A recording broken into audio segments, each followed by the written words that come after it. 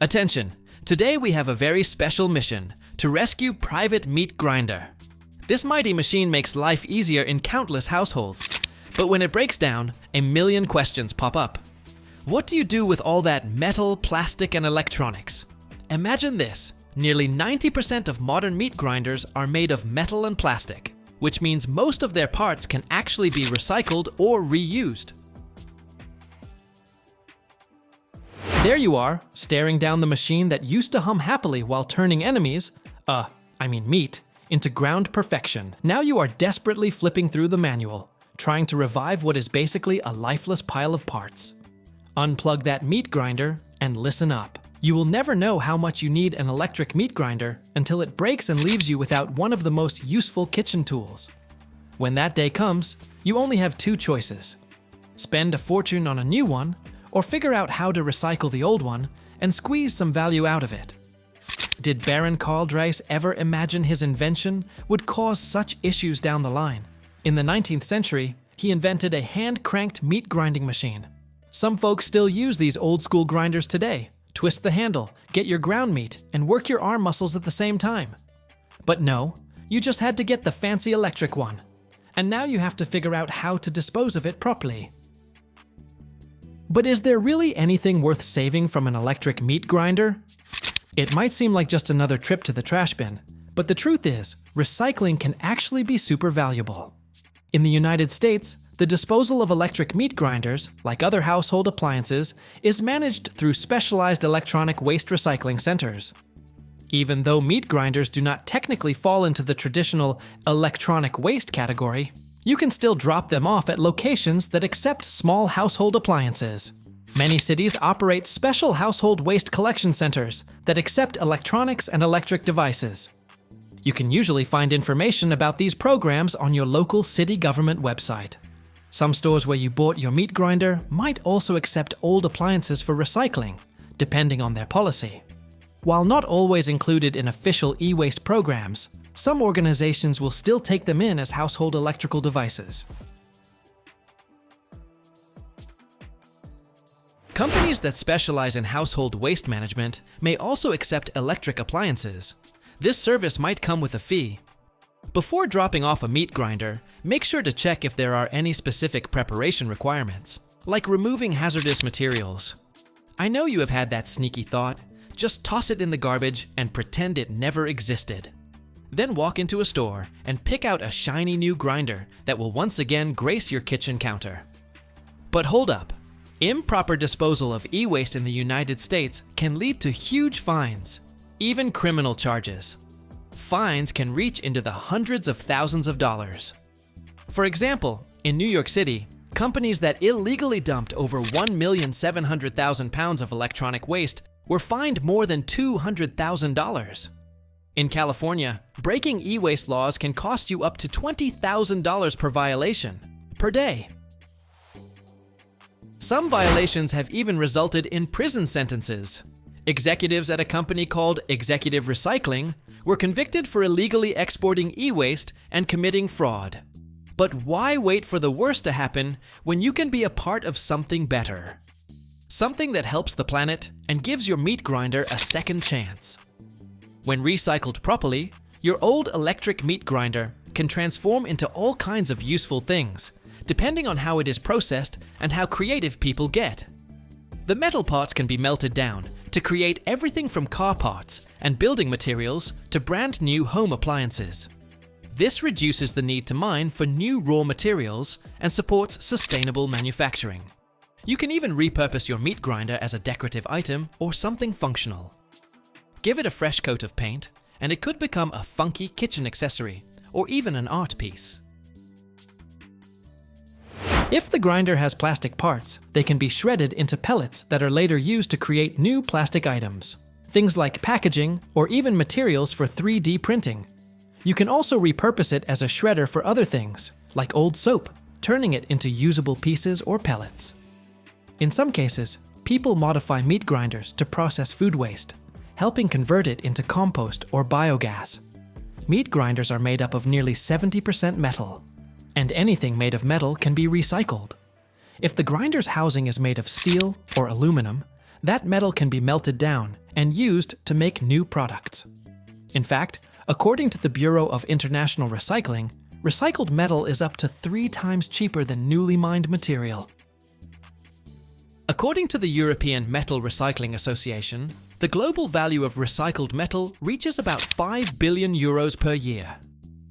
Around the world, 275 tons of plastic are produced every single minute, making it one of the biggest sources of waste. Recycling plastic saves about 60% of the energy compared to creating new material. Some meat grinders have plastic casings or parts, and today's technology makes it possible to recycle that plastic into brand new materials. This helps cut down on resource consumption and protects the environment. At recycling plants, robotic or manual systems separate plastic components from the rest: metal, wiring, motors. Then, powerful shredders break the plastic into small pieces just a few inches in size. These shredders look like giant metal jaws that spin and grind the plastic into pellets. The shredded plastic is sent into hot water baths with special detergents, often alkaline-based, to remove grease and grime. Food bits, oils, dust, and dirt get separated. Dirty particles float, while clean ones sink. Clean particles are then dried in large drums or using high-powered air blowers. After drying, the plastic is scanned and automatically sorted by type, so it can be sent to the right recycling stream. This entire process takes just a few minutes per batch, but each facility can handle dozens of tons of plastic appliance parts every day. The motor is the heart of a meat grinder. It is made of copper and other valuable metals, and it can be recycled by extracting the copper for reuse in other devices. Electronic components are usually processed at specialized facilities that recover precious materials. Every kilogram of recycled e-waste can contain nearly 2 ounces of gold, which makes it incredibly profitable to process. The large bundles of wiring often found in household devices are made of copper or aluminum, both highly recyclable materials. Copper is one of the most recycled metals in the world, with 90% of copper wires making their way back into production.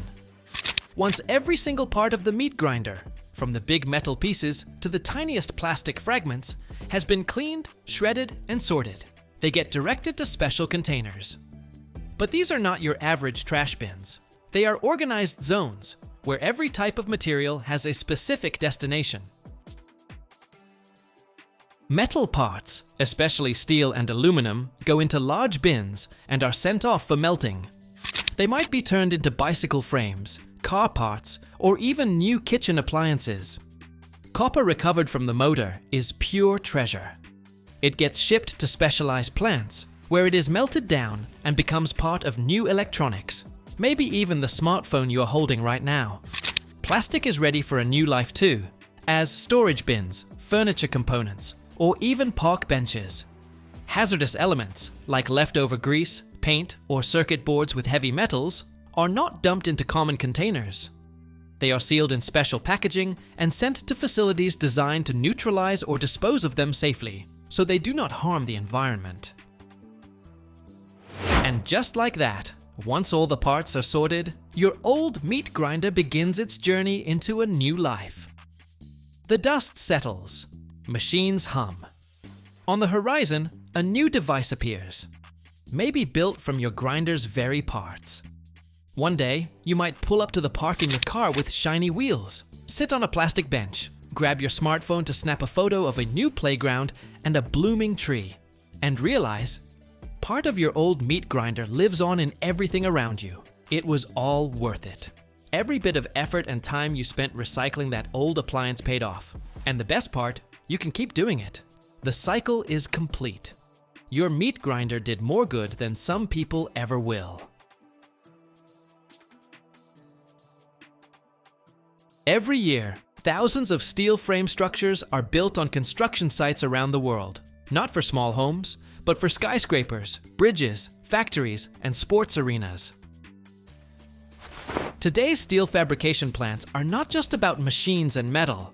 They are high-tech hubs where heavy-duty equipment pushes its limits.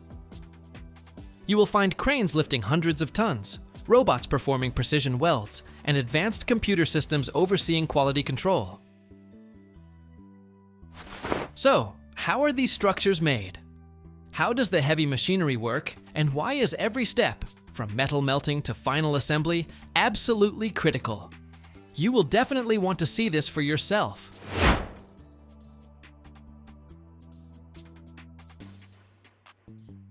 Steel preparation is the very first and most important step in manufacturing frame structures. At steel mills and factories, the process starts with massive metal stock delivered in the form of steel sheets, rods, or blocks, some weighing up to 50,000 pounds. These materials often arrive in specialized containers that can carry multiple tons of metal, and large overhead cranes, capable of lifting up to 100 tons, are used to move them across the facility. One of the most impressive sights is the lifting and transport of these heavy chunks of metal. The crane approaches a towering pile of steel blocks, grips them using heavy-duty hooks, and with astonishing precision, hoists them to the next stage of production. Crane operators must work in perfect sync, because even a small mistake can cause major damage or a dangerous accident. The metal blocks are usually cut down using industrial shears or plasma cutters. These specialized machines can slice through steel up to 3 inches thick in just 1 second. They create precisely shaped profiles for the next phase of production, delivering perfectly clean cuts that would be nearly impossible by hand. Once the steel has been trimmed into the required shapes, it moves on to the melting stage. This is one of the most dramatic parts of the process, as the steel is heated to over 2,800 degrees Fahrenheit, producing smoke clouds and bursts of flame. Technicians operate powerful furnaces that can process up to 300,000 pounds of metal per minute. They must keep the temperature steady, because even a small fluctuation can change the steel's properties. Once liquefied, the steel is ready to be poured into molds.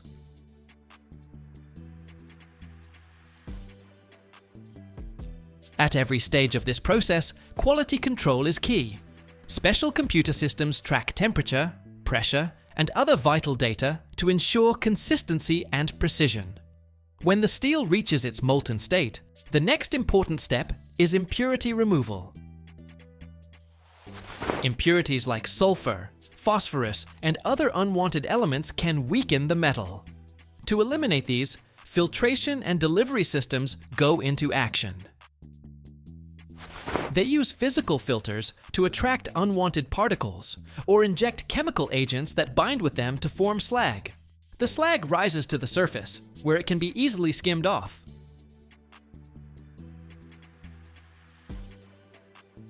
At this point, large gas jets, usually nitrogen or oxygen, are introduced to further purify the steel.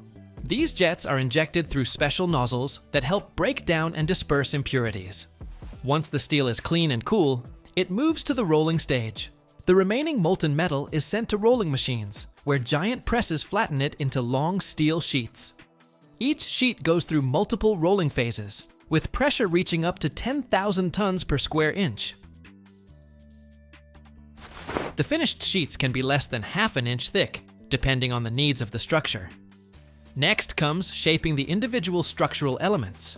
CNC machines and heavy-duty tools cut and form the sheets and beams according to the blueprints.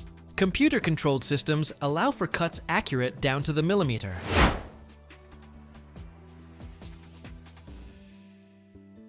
Individual elements, like beams, columns, and joints, are shaped and prepared for welding. A single machine can produce up to 500 components per day. Welding and assembly are some of the most impressive parts of building a steel frame. After the metal parts are cut and prepped, they are positioned and joined using arc welding, gas welding, or even laser welding. Heavy metal segments, weighing over 500,000 pounds each, are hoisted by cranes capable of lifting 50 to 100 tons. These cranes maneuver the sections into place using steel cables and counterweights, allowing precise placement before welding.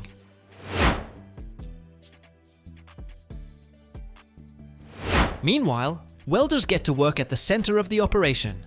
They use machines powered by electricity or gas mixtures that can reach temperatures of over 6,500 degrees. These high temperatures allow metals to bond at the molecular level. Welders carefully guide the arc or flame to melt the edges and fuse them. The seams must be flawless, so the process demands total accuracy. After welding, every seam is rigorously inspected. Laser scanners examine the joints for cracks or flaws. Ultrasound checks are also performed to detect microscopic gaps or defects inside the welds. At the same time, other crew members install additional structural elements like beams and support frames, with precision down to the millimeter.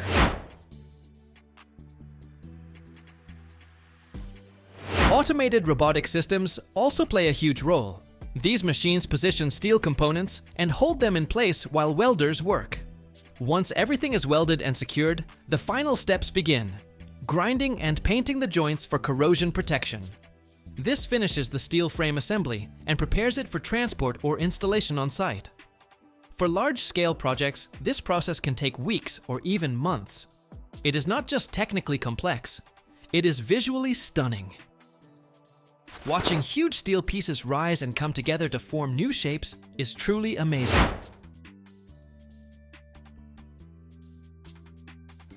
Structures that must endure extreme conditions undergo additional treatment, like alloying and anti-corrosion coating. This extends their lifespan and keeps them looking good for decades. Zinc coatings or special heat-resistant paints are often used. Stress testing using pressure rigs helps engineers understand how the frame will perform under load.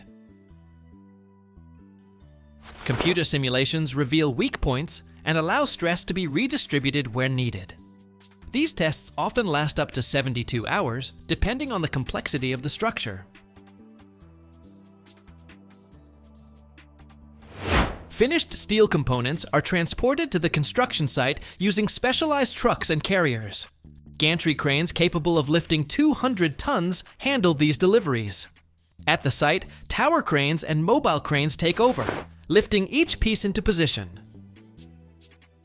Assembly can take days or weeks, depending on the size and complexity of the project.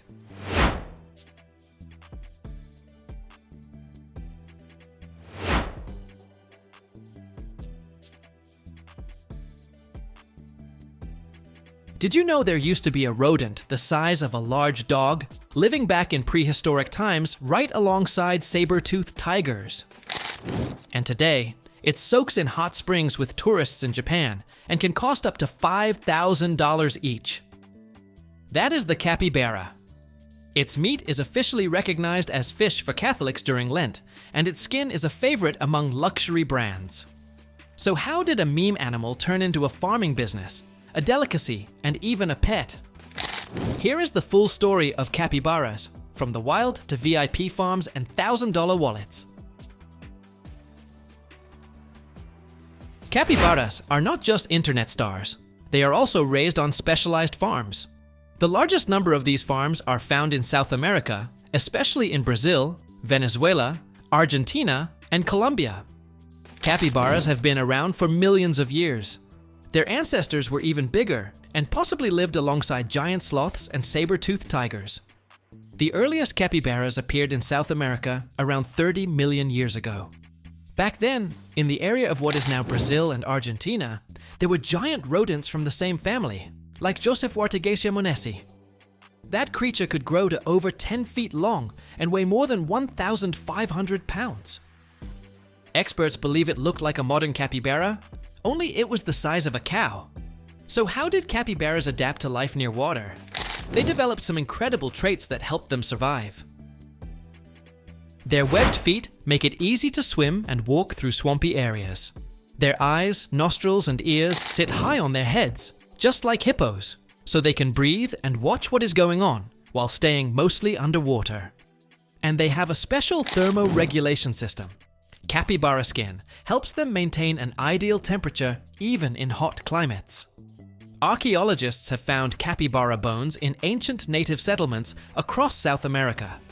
Tribes living along the Amazon hunted them for meat and hides. Some tribes even saw them as sacred animals because they could live between two worlds, both on land and in water.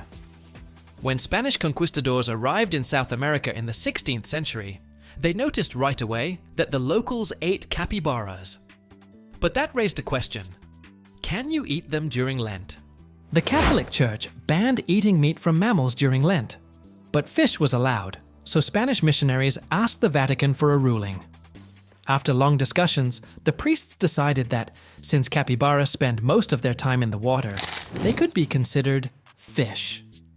That is how capybara meat was officially approved for Lent, and the tradition still exists today in parts of Venezuela and Colombia. Even though capybaras are hunted for their meat and hides, they are not an endangered species. Today, they can be found not only in South America, but also in zoos, private reserves, and even as pets in many countries around the world. Capybaras are living proof that nature creates perfect survivors. From prehistoric times to internet memes, they are still one of the most unique rodents on the planet. Capybara farms look a lot like nature reserves, large areas with green meadows and man-made ponds, because capybaras absolutely love water. Commercial farms and nature-style reserves can cover 50 or even 100 acres or more. Trees provide shady spots where capybaras can relax. There are 3 main reasons to raise capybaras. First, for ecotourism. Some farms let visitors pet, feed, and even swim with them. Capybaras have charmed people for a long time with their calm personalities, and farms focused on ecotourism offer amazing ways to connect with them. Visitors can not only watch the animals, but also feed them, pet them, and swim right beside them. These farms usually have wide open spaces with water areas, grassy fields, and shaded zones. Since capybaras spend up to 80% of their time in the water, they are given large ponds about 3 to 5 feet deep, perfect for swimming with tourists. Most farms offer feeding sessions where visitors can buy special snack kits that include fresh greens, vegetables, and fruits. The average cost for one portion ranges from $3 to $5. Feeding helps capybaras get used to people quickly, and they often come right up to the guests. One of the most popular activities is swimming together. The water must be comfortable for the animals, around 80 degrees Fahrenheit. For safety, some farms only allow swimming with young capybaras under 2 years old, or with adult ones that are already used to human contact. In the United States, Brazil, and Japan, the cost of visiting a capybara farm ranges from $10 to $50 per session, depending on the length of the visit and activities offered. Some farms even offer VIP tours for $100 or $200, which include private photo shoots and special treat packages. These places are getting more and more popular, especially thanks to viral capybara videos on social media. In Japan, for example, some farms even build hot springs, where tourists come just to watch capybaras enjoying warm water in the winter. The second reason capybaras are raised on farms is to sell them as pets. Demand for capybaras as household pets is growing, especially in the United States and Japan. People love them for their chill vibe, high social skills, and cute appearance. They get along well with people and other animals, especially if they are raised together. In the United States, the average price of a capybara from a specialized farm or breeder ranges from $1,000 to $5,000 per animal. However, the price depends heavily on documentation, health, and the age of the animal. On top of the purchase cost, owners must also budget for a large enclosure and pool, special food, and vet care. Capybaras are not apartment-friendly pets. They need plenty of space and access to water. Plus, they are social animals and do not do well alone. That is why experts recommend keeping at least 2. Is it even legal? You might be asking. Well, it depends on the state. In Texas and Pennsylvania, it is totally legal with no restrictions. In New York and Florida, you need a license to keep one. In California and Georgia, capybaras are strictly banned. In Japan, capybaras are super popular because of anime and social media. But owning them comes with even stricter rules. Capybaras form close bonds with their humans, love cuddles, and can even learn to respond to their names. But they are not like dogs. You cannot train them easily, and if they get bored, they might chew on furniture or walls. In South America, especially Venezuela, Colombia, Brazil, and Argentina, capybaras have traditionally been raised for meat and leather. Their meat is considered a delicacy, and their hides are used to make premium products. Despite local traditions, many international environmental groups are against large-scale farming of capybaras. Some countries have already banned or limited the sale of their meat to protect wild populations. In Peru and Bolivia, hunting capybaras commercially is illegal. In Europe and the United States, importing their meat or hides is tightly regulated. Still, capybaras are raised for meat and leather, so let us take a closer look at how that works. Capybara meat is often described as tasting somewhere between pork and rabbit. It is rich in protein and low in fat, making it popular among fans of healthy eating. The price of capybara meat depends on the country and region.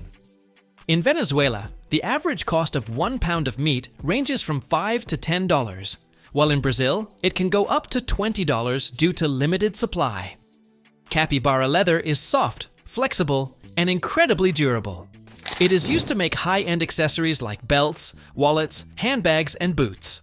Since it is a rare material, luxury brands really value it. For example, a belt made from capybara leather might cost $200 or even $500, and a handbag could go for more than $1,000. On these farms, capybaras grow up in semi-wild conditions.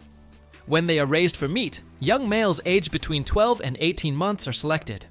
At that age, they usually weigh about 140 pounds. They are then captured and taken to specialized slaughterhouses.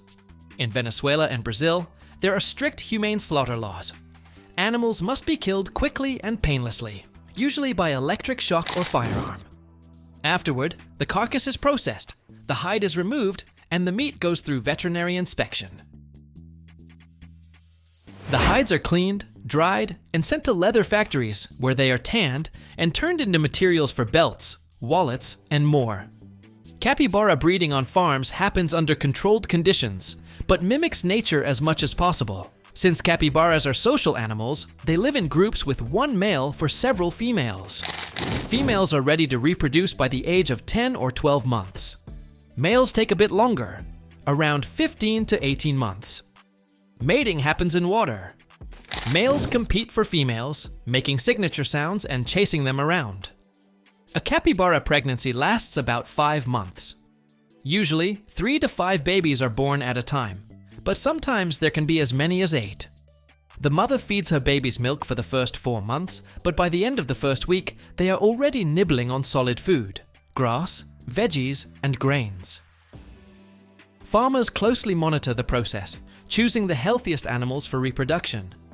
To avoid inbreeding, they regularly switch out males between groups or buy new ones. Under good conditions, a capybara population can double in just 1 year.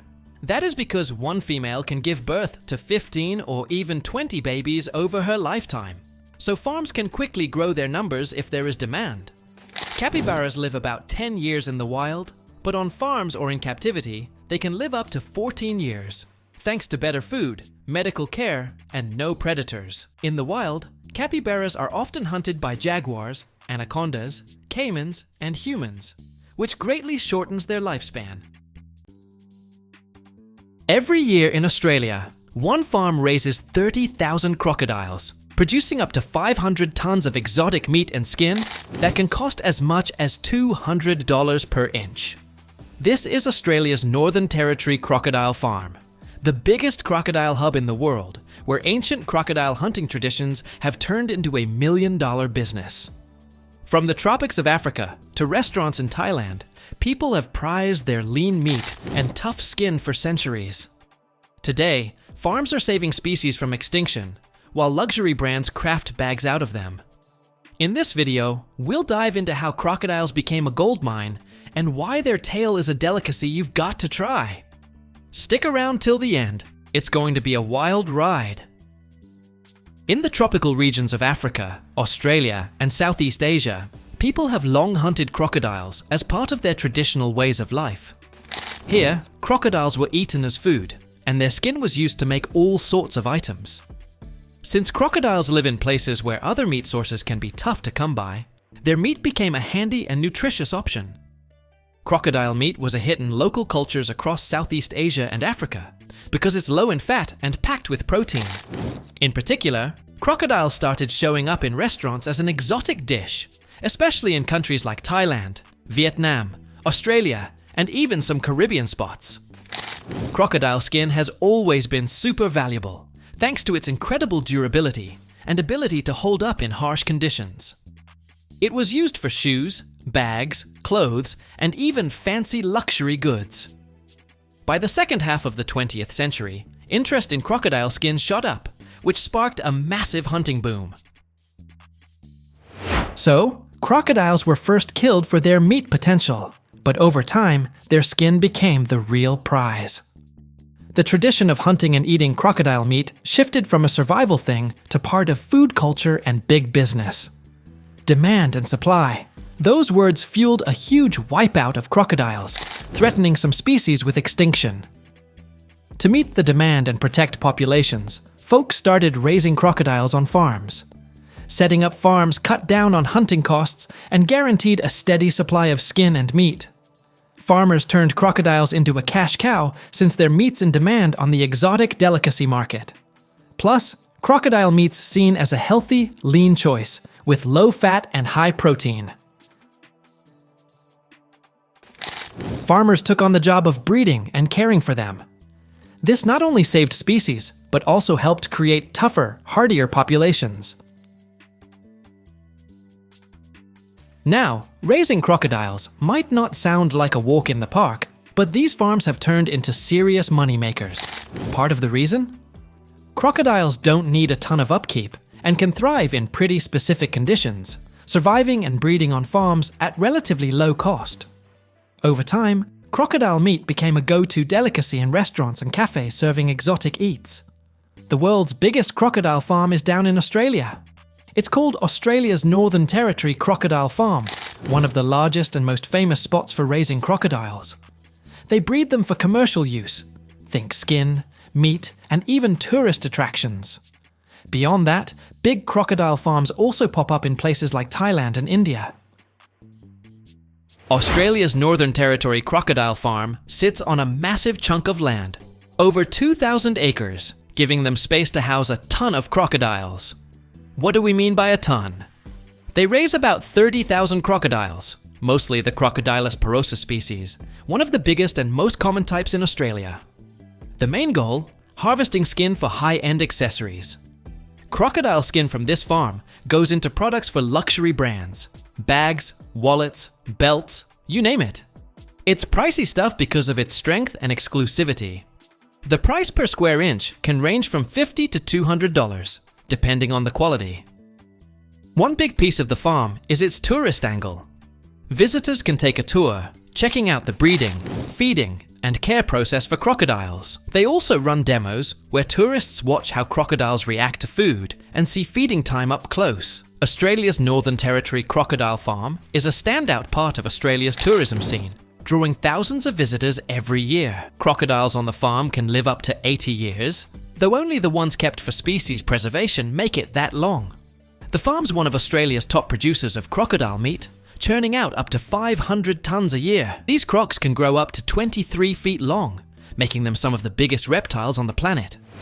The Australian Crocodile Farm has plans to expand its breeding and processing operations, plus boost tourism with new attractions and beefed up info programs for visitors. These investments keep the industry steady and make the farm even more popular with tourists and producers. The farm starts by setting up conditions as close to nature as possible. Crocodiles live in big ponds or man-made pools, split up by age and size. Females lay eggs in nests they build from plant material and dirt. One clutch can hold 40 to 60 eggs, and in the wild, females guard them fiercely. On farms, though, they collect the eggs and move them to incubators with controlled heat, around 85 to 90 degrees Fahrenheit, and humidity to max out hatchling survival. Usually, a female picks a spot near water where the temperature and moisture are just right for her eggs to develop. Then she digs a hole or piles up plant material, dirt, mud, and sand. Once the eggs are laid, she covers them up and sticks around, guarding the nest from predators. She'll get aggressive if anything threatens it. But on farms, they take the eggs, and after 60 to 90 days, baby crocodiles hatch. At this stage, they're super vulnerable, so they're kept in special tanks with warm water, about 85 degrees Fahrenheit, until they grow stronger. Once the young crocodiles get bigger and more independent, they're moved to roomier ponds, or enclosed pens where they can keep growing. In their first few months, they're fed small fish, insects, bits of meat, and other protein-rich foods. The diet's got to be balanced to speed up growth and strengthen bones. Later on, they add bigger chunks of meat, chicken, beef, and fish. Some farms even use special feed mixes packed with vitamins and minerals. When crocodiles hit a certain size, usually around 6 feet, they might get sorted into groups based on what they're destined for: breeding, skin, or meat. The young crocodiles, the biggest and healthiest ones, are kept in special ponds that mimic their natural habitat. The water's kept at a cozy temperature, around 80 degrees Fahrenheit, and they've got shelters to cut down on stress. Crocodiles meant for breeding get top-notch feed, like fish, poultry, or beef, with added vitamins and minerals to boost growth and fertility. Females hit breeding age at about 10 or 12 years, males a bit later. At that point, they get more space to avoid fights. Then, adult males and females are paired up in special breeding pens where conditions are set for mating. Workers regularly check their health, genetics, and aggression levels to pick the best ones for breeding. Crocodiles raised for skin go through a different cycle than the breeding ones. They usually pick fast growers with smooth skin and low aggression. These guys are raised in special pools with controlled water temps, around 82 degrees Fahrenheit, to speed up growth. Space is tight in these pools to limit movement and prevent skin damage from scraps or scratches. They're fed high-protein grub, fish, chicken, beef, with vitamins and minerals to keep their skin in top shape. Feed amounts are controlled so they don't overeat, since extra weight can stretch or ruin the skin. The prime skin comes from young crocodiles, aged 2.5 to 3.5 years. At that age, the skin's elastic, free of rough scales or scars, perfect for premium goods. Workers use humane slaughter methods, like electric shocks or gas chambers, to avoid damaging the material. The skin's removed with a special technique to prevent tears. Next, it gets cleaned, tanned, and dyed. The processed skin heads to fashion houses and luxury brands making accessories, bags, belts, and shoes. The priciest part? The belly zone. It's smooth, soft, and free of bumpy growths. Top-tier brands like Hermes and Louis Vuitton snap up this raw material. For meat, they mostly use young crocodiles, aged 2 to 3 years. These ones are kept in roomier ponds than the skin group, since scratches aren't as big a deal. They manage the number of crocodiles per square foot to keep aggression in check. The diet's tweaked to pack on weight fast with minimal fat. The tail's the star, tender meat for steaks and fillets. The legs are a delicacy too, kind of like frog legs in texture. The back works great for grilling, skewers, or sausages. One carcass averages 10 to 20 pounds of pure meat. Tourists can visit the crocodile farm all year round. Australia's climate lets farms run full-time with no seasonal breaks, so visitors can see the breeding process and crocodiles at different growth stages anytime. That said, the best time to go is the dry season, from April to October, when touring's more comfortable. 100 million years of evolution. The largest bivalve mollusk on Earth, living more than 140 years. And $1 billion market. The Geoduck is the world's most expensive seafood delicacy, fetching up to $140 per pound in Hong Kong restaurants. But catching it isn't easy. It buries itself up to 3 feet deep and can outlive any fisherman. How are these unique giants farmed underwater? Why are Chinese millionaires willing to pay hundreds of dollars for a single clam? And what has turned the Geoduck into a true symbol of luxury and status? Let's dive in. Geoducks are giant marine clams found along the Pacific coast, primarily near the western shores of North America. They are the largest of all bivalve mollusks, living more than 100 years, making them among the longest living creatures on Earth. Naturally occurring along the Pacific shoreline, indigenous peoples traditionally consumed them. However, global culinary fame came thanks to the Asian market, especially in China, Japan, and South Korea. In China, geoducks are prized as a delicacy, a status symbol, and even an aphrodisiac, partly due to their distinctive appearance. High prices, up to $140 per pound in Hong Kong restaurants, and limited wild populations have led to the creation of farms for artificial cultivation. An average geoduck weighs between 1 and 3 pounds, though some specimens can exceed 5 pounds. Thus, a large clam could cost anywhere from $300 to $700 or even more, depending on its size. Despite their unusual appearance, remember, it's a long, fleshy siphon protruding from the shell, they have tender, slightly sweet meat with a distinct oceanic taste. Geoducks are eaten raw, fried, boiled, or added to soups. Interestingly, China has the highest demand, though geoducks aren't naturally found there. Consequently, China actively imports geoducks from the United States and Canada and develops its own farms along coastal regions. Geoduck clam farming, especially in specialized underground farms, is among the most secretive and luxurious agricultural practices worldwide. China, with its rich maritime traditions, not only farms clams in open water, but has also developed unique underground farm methods for growing the most valuable mollusks. These farms feature specially constructed geoducks, large underground spaces providing perfect conditions for clam growth. Let's take a closer look at how exactly the world's most expensive clams are farmed and why this method is so unique. These farms differ from ordinary aquaculture setups in that clams aren't simply grown in water, but in specially prepared cavities replicating the natural underground aquatic environment. They ensure stable conditions, crucial for clam quality and rarity. Optimal conditions are maintained precisely: water temperature, oxygen levels, salinity, and other factors. The natural environment created within these geoducks significantly enhances clam meat quality. A geoduck farm is quite unusual, resembling an underwater garden more than a traditional fish farm. Clam farms are located in shallow coastal areas at depths from 10 to 30 feet, typically in calm bays or coves. At the ocean floor, you can see thousands of vertically placed tubes, around 4 to 6 inches in diameter and 12 to 18 inches long. They look like vast plantations of tubes sticking out of the sand. These tubes protect young geoducks.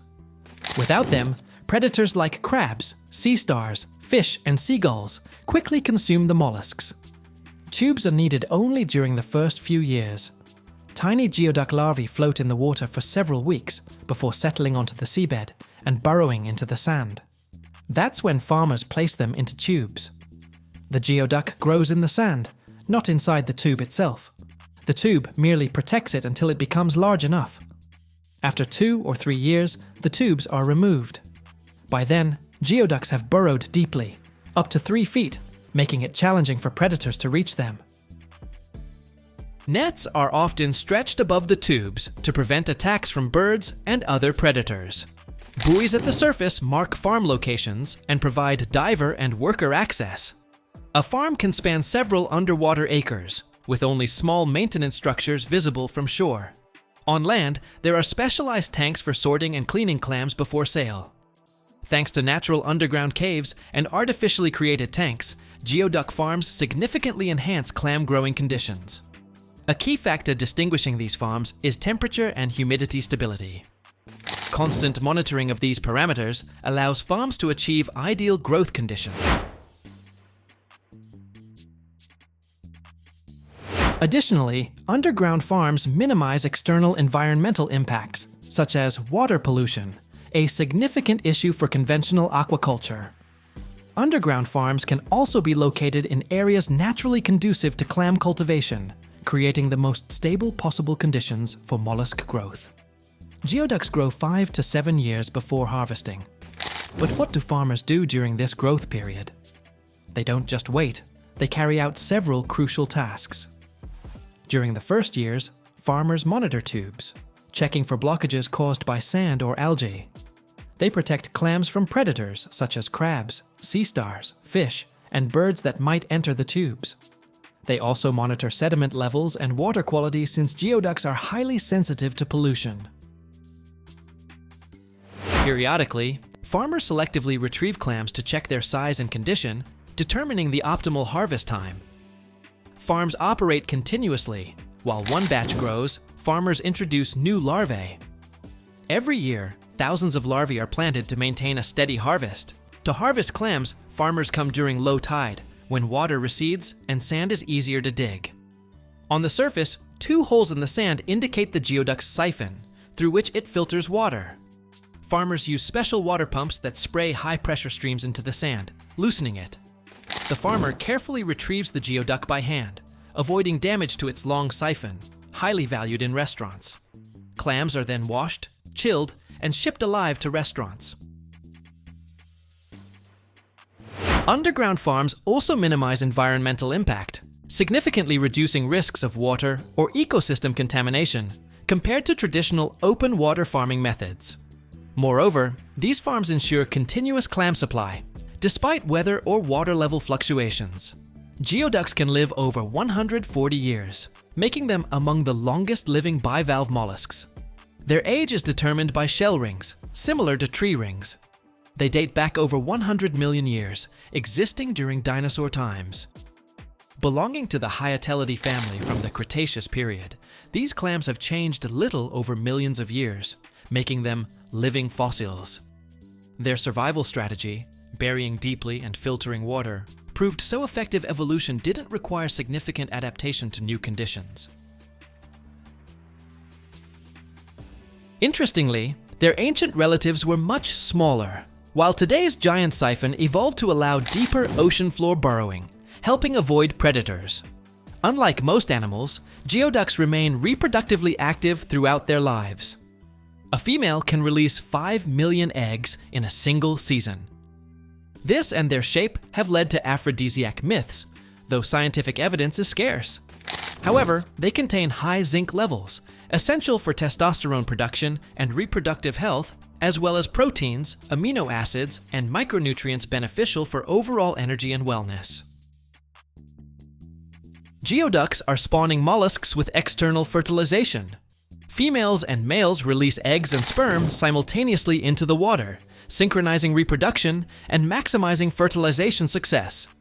Fertilized eggs develop in the water, with larvae passing through several stages before settling on the bottom, anchoring themselves with their foot to suitable places, such as tubes or sandy ground. Settled larvae gradually mature into adult geoducks, reaching reproductive maturity within 5 to 7 years, crucial for farm harvesting. Farmers source geoducks in several ways, initially collecting wild clams capable of reproduction or purchasing juvenile clams from specialized hatcheries or companies. This allows quicker production startup without waiting for clams to mature. Some farmers reproduce clam populations independently through incubation and breeding stimulation. Naturally, farmers facilitate reproduction by ensuring optimal conditions. Due to the thick siphon skin, geoducks retain moisture and stay alive up to 5 days after harvesting, allowing frequent sales as fresh products. Every single year in the United States, millions of cucumbers are pickled, and it is truly an artistic process. Have you ever stopped to think about how exactly that happens? All those jars of cucumbers lining the supermarket shelves, from the very first to the very last, have been harvested, processed, packed, and delivered, so they can end up right in your hands.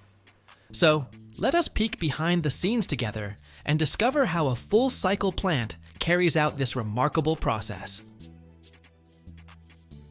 In the United States, some pickling plants operate their own plantations, where cucumbers are grown specifically for this purpose. It is not just about harvesting, it is also about ensuring that each cucumber has the perfect size and shape. This is no accident. Every cucumber that arrives at the plant must meet strict standards, or the pickling will not be as effective. For example, in the state of Michigan, which is home to one of the largest cucumber pickling companies, the plantation area can span 5,000 or even 10,000 acres. This allows for the cultivation of millions of cucumbers every year. Plants that specialize in pickling handle enormous production volumes. A single plant can process up to 100 million pounds of cucumbers per year.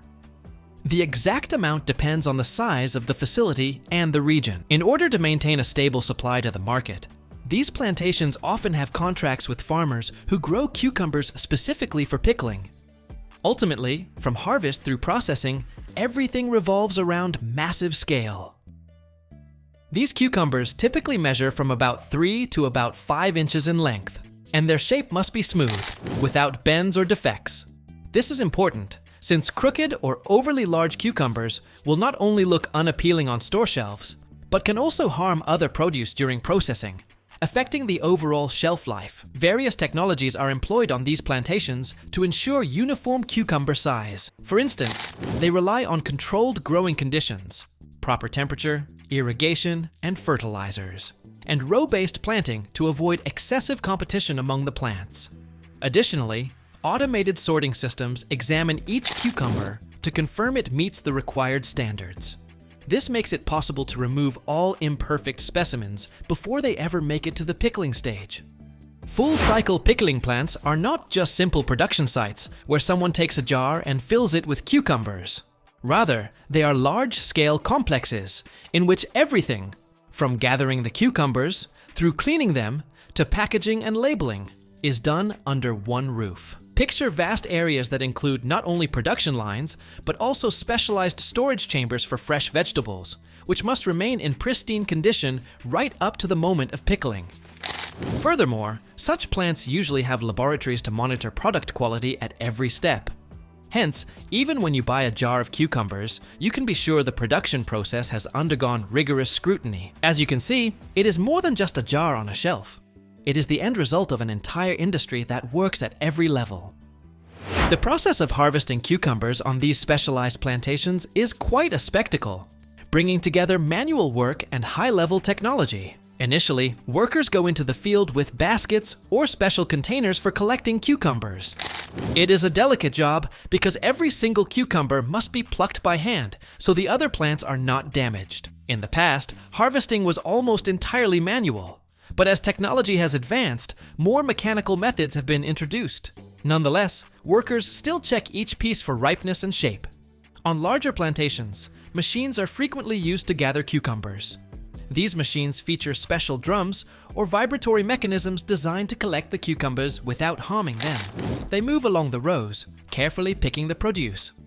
Although mechanical harvesting is faster, it requires constant supervision to minimize damage. Once harvested, the cucumbers often undergo an initial inspection right in the field. This might include basic sorting by size and shape, filtering out any cucumbers that fail to meet the standards for pickling. Certain plantations use automated systems to do this sorting.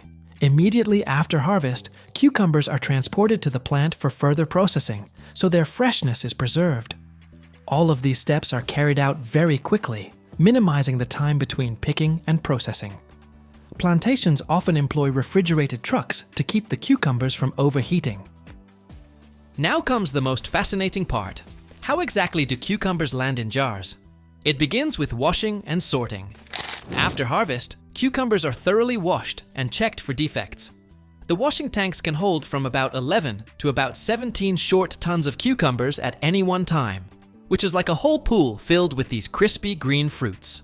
Often, long stainless steel baths are used, where the cucumbers travel along a conveyor belt fully immersed in water. They are first placed in a large water tank for soaking, which loosens soil and leaves.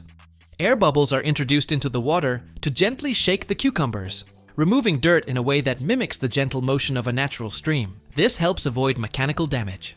Following the soak, cucumbers pass under strong shower units that rinse away any remaining residue. The water pressure is high, yet carefully managed so the delicate surface of the cucumbers is not harmed. Afterward, they roll across rows of soft rotating brushes, which remove any fine bits of dirt and give the cucumbers a clean, market-ready appearance. Clean cucumbers undergo a final check. Either cameras or employees examine their condition, looking for any defects, rot, or damage. The water used for washing is circulated through multiple rounds of purification and filtration. Many plants feature systems for reusing water, thereby reducing environmental impact. Only the best cucumbers move on to the next stage: slicing, pickling, and packing into jars. The pickling solution is not merely vinegar mixed with water. It is a carefully formulated combination of various spices, salt, and sugar that yields the cucumber's distinctive taste. Here too, there are secrets.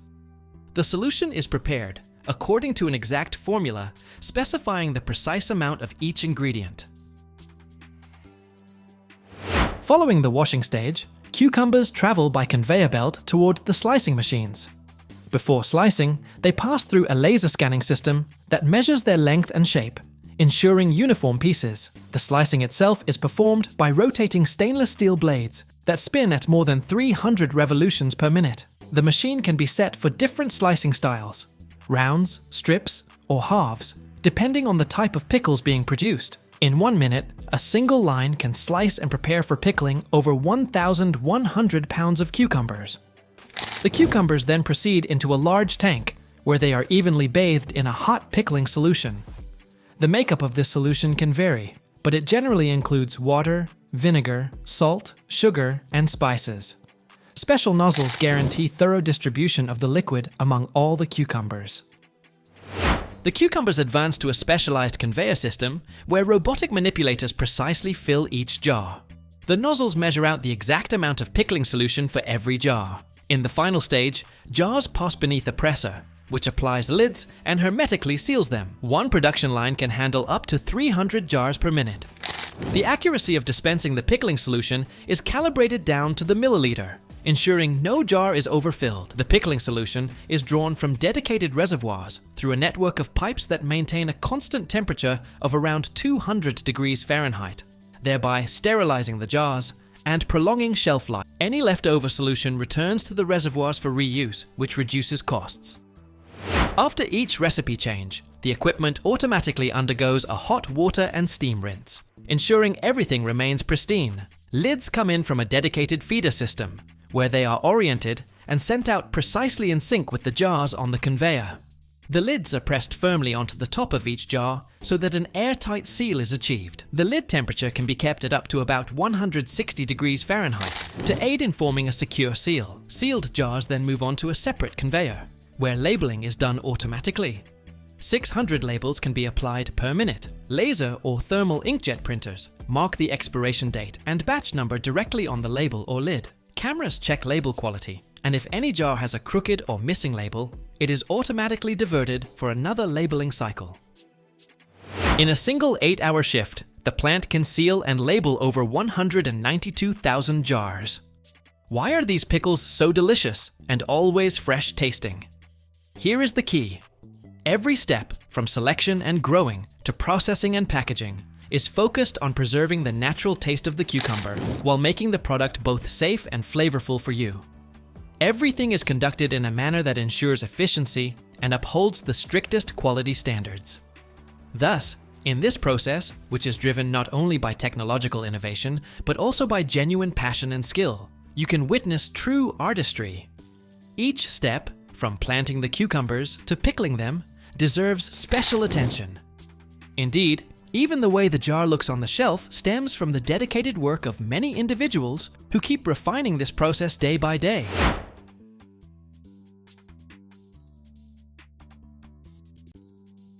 Imagine a place where the trains of the future are born every single day, a place that brings together innovation, sustainability, and history.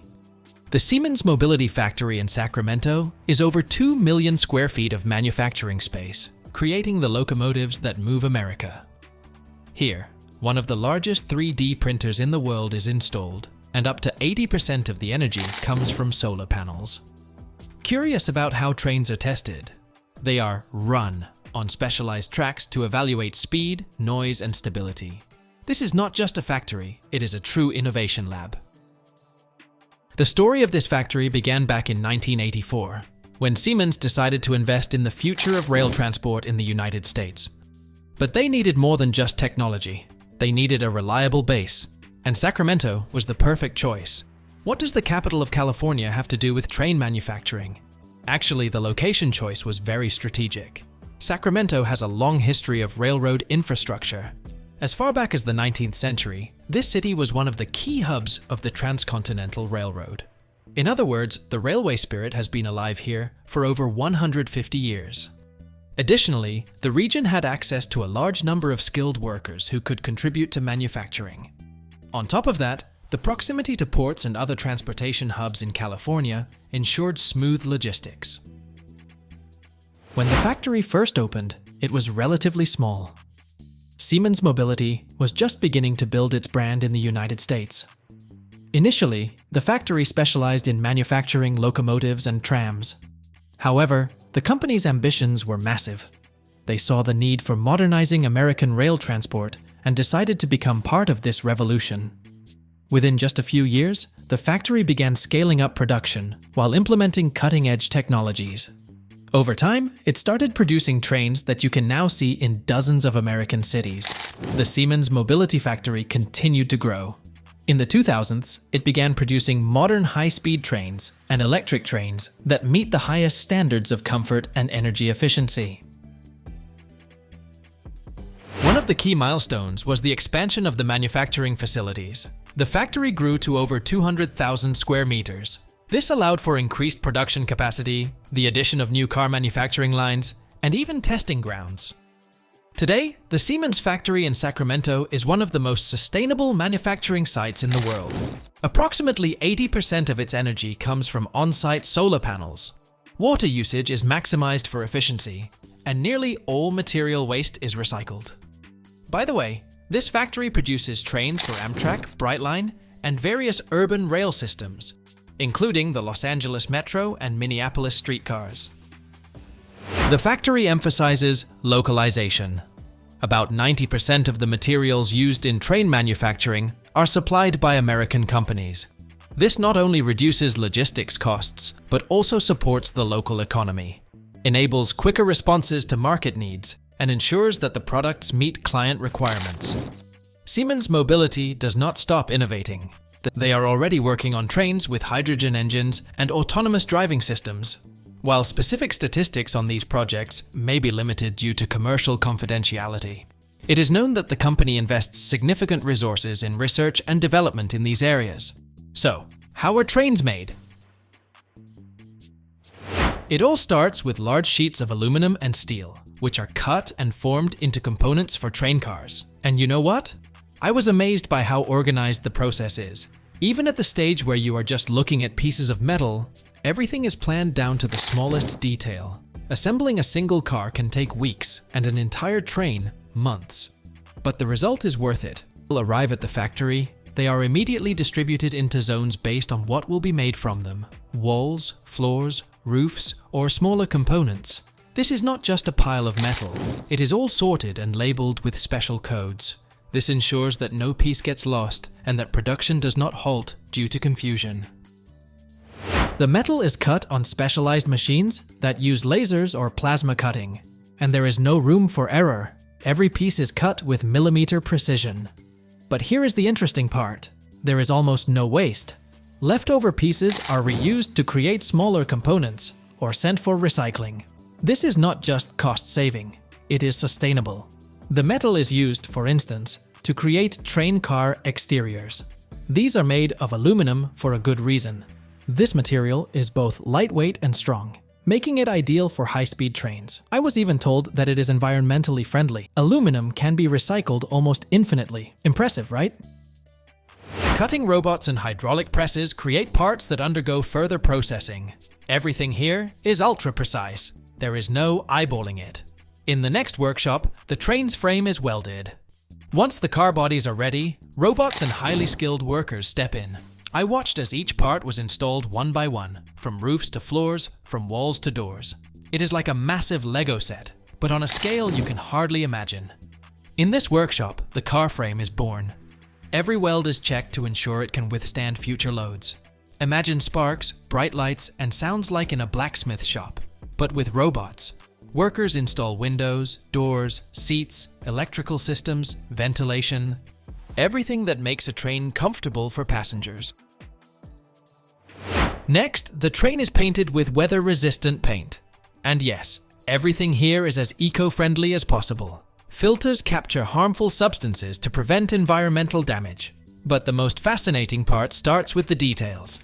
Did you know that every train car interior is essentially a small universe? Wiring, control systems, air conditioning, seats, everything is installed with meticulous precision. One worker even joked, "Every single screw here is worth its weight in gold." Another thing that amazed me was how many processes are automated. For example, electronics inside the cars are tested using special simulators. It is like a video game where the system checks if all buttons, displays, and even Wi-Fi are working. Now picture this. Before a train hits the tracks, it is tested on a special track. Yes, they literally run it here to measure speed, stability, and even noise levels. Watching this giant accelerate is a whole new level of satisfaction.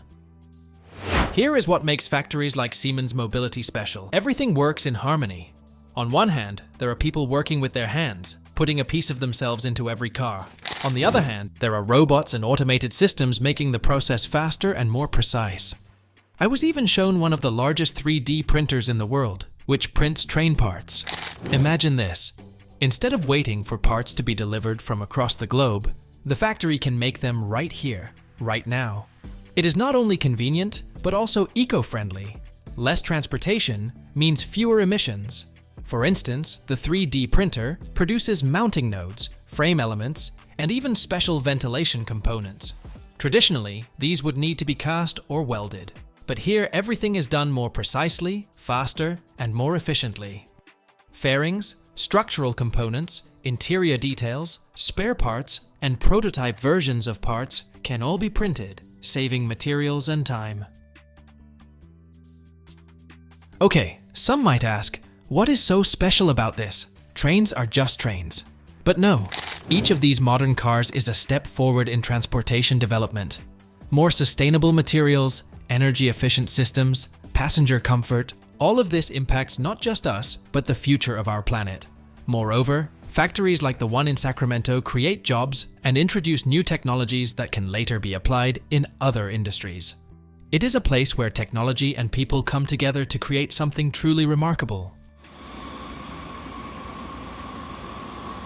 Oh, you cannot even imagine how massive this factory is. The Siemens Mobility facility in Sacramento spans approximately 2 million square feet. Picture several football fields connected into one giant structure. It is a city within itself. Workshops, conveyors, rail tracks, repair shops, and even test tracks for finished trains. The factory is divided into several zones, each responsible for a specific stage of production. When I left the factory, I felt like I had visited the future. This is a place where innovation, craftsmanship, and human talent combine. If you ever get a chance to visit something like this, do not miss it. It is truly impressive and changes how you see the world. So, are you ready to hop on a train next time and think, how was this made? One factory, 1 million chickens, over 500,000 eggs every single day, and roughly 120 tons of feed. Imagine that. Automated systems handle feeding, sorting, and packaging to keep this process running non-stop. Every day, these chickens drink enough water to fill 29 Olympic-sized swimming pools. Modern tech makes it possible for a chicken metropolis to run with just about 100 workers. How is that even possible? You'll find out in our video. Chickens on large farms are kept either in cages or in free-range systems. If they're in cages, these are arranged in multi-level rows. Think of it like a chicken skyscraper. Each cage has everything a chicken needs: perches, feeders, drinkers, and even a sloped floor so eggs roll straight into a collection tray after being laid. On the other hand, free-range chickens have more space to roam. They get access to the outdoors, though it's usually not a lush green field, but specially designed enclosed areas. Even in these systems, everything is organized down to the smallest detail. This factory houses 1 million chickens in a caged system, covering over 25 acres. By comparison, the same number of birds in a free-range system would need more than 80 acres. Here's another fascinating fact. Modern farms maximize vertical space, especially in caged systems, to optimize efficiency. Most of the area is used for multi-level production facilities, housing cages, feed silos, sorting rooms, and staff areas. The chickens are fed specially formulated feed to ensure consistent egg production. This feed is a mix of grains, corn, soybeans, and added vitamins and minerals. And here's the kicker. Every single gram of feed is crucial because it determines the quality and quantity of the eggs. Feed is constantly tested for protein, calcium, and potential contaminants. Some farms even add herbal extracts to keep the chickens healthy without antibiotics. Large farms use automated feeding systems. Feed is distributed through pipes or conveyor belts, filling feeders in the cages or barns. Sensors monitor feed levels and automatically dispense more when needed. Chickens receive feed tailored to their stage of life. Young chicks get starter feed rich in protein and energy. Layers receive feed high in calcium, vitamins, and trace minerals for strong eggshells. Chickens nearing the end of their life cycle get finisher feed. The feed also includes additives to support digestive health, boost immunity, and improve egg quality. Chickens are fed 2 to 4 times daily, depending on the system. Some farms schedule feedings right before laying time to encourage consistent egg production. Layers consume about 5 ounces of feed daily. For 1 million chickens, that's nearly 120 tons of feed every day, or about 40,000 tons annually. Just look at the massive silos and transportation systems needed to manage that volume. In addition to feed, chickens are provided with clean drinking water. Nipple drinkers allow them to drink without spilling. 1 million chickens require over 2.5 million gallons of water annually, roughly the amount held by 29 Olympic-sized swimming pools. Feed is stored in silos, protected from moisture and mold. Its nutritional content is constantly analyzed to ensure quality. Modern farms even use software to track how much feed each group of chickens consumes. In some free-range systems, chickens are also allowed to forage for grass, insects, and grains, making their diet more natural. But even here, the primary feed is delivered automatically. Feeding systems are key to ensuring chickens lay eggs consistently and stay healthy throughout their production cycle. After laying, eggs roll into trays through special chutes. From there, they're transported on conveyor belts. Imagine an endless line of eggs floating towards sorting machines. These machines check for defects, discarding damaged or undersized eggs using special scanners that literally illuminate the eggs. It's futuristic. Before packaging, eggs are carefully washed in warm water with gentle disinfectants. This step ensures their safety. And no, it's not just a quick rinse. Eggs go through several warm water baths to remove dirt and microorganisms. Then they're dried and coated with a thin layer of food-grade wax for protection. At the sorting stage, each egg is weighed and categorized: large, medium, and so on. Depending on the category, eggs are packed into boxes. Simultaneously, shells are dried to prevent moisture that could lead to bacterial growth. Clean inspected eggs are placed in cartons or plastic trays by automated arms. Packaging includes details like packing date, grade, size, and producer certification. Storing such a daily volume of eggs requires refrigerators with over 70,000 cubic feet of capacity, about 40 large refrigerated trucks. After packaging, eggs are sent to storage facilities or logistics centers. Here, strict temperature controls between 32 and 40 degrees Fahrenheit keep them fresh. Eggs are transported in refrigerated trucks to prevent spoilage. At distribution centers, eggs are sorted based on supermarket orders and quickly delivered to stores or markets. Modern logistics systems reduce the time from farm to shelf to just a few days. Once on supermarket shelves, eggs are stored in refrigerators to maintain freshness. Consistent storage temperatures are crucial because sudden changes can cause condensation, increasing the risk of shell contamination. Consumers choose eggs based on size, price, brand, or labels like organic or free range. At home, eggs are stored in the fridge.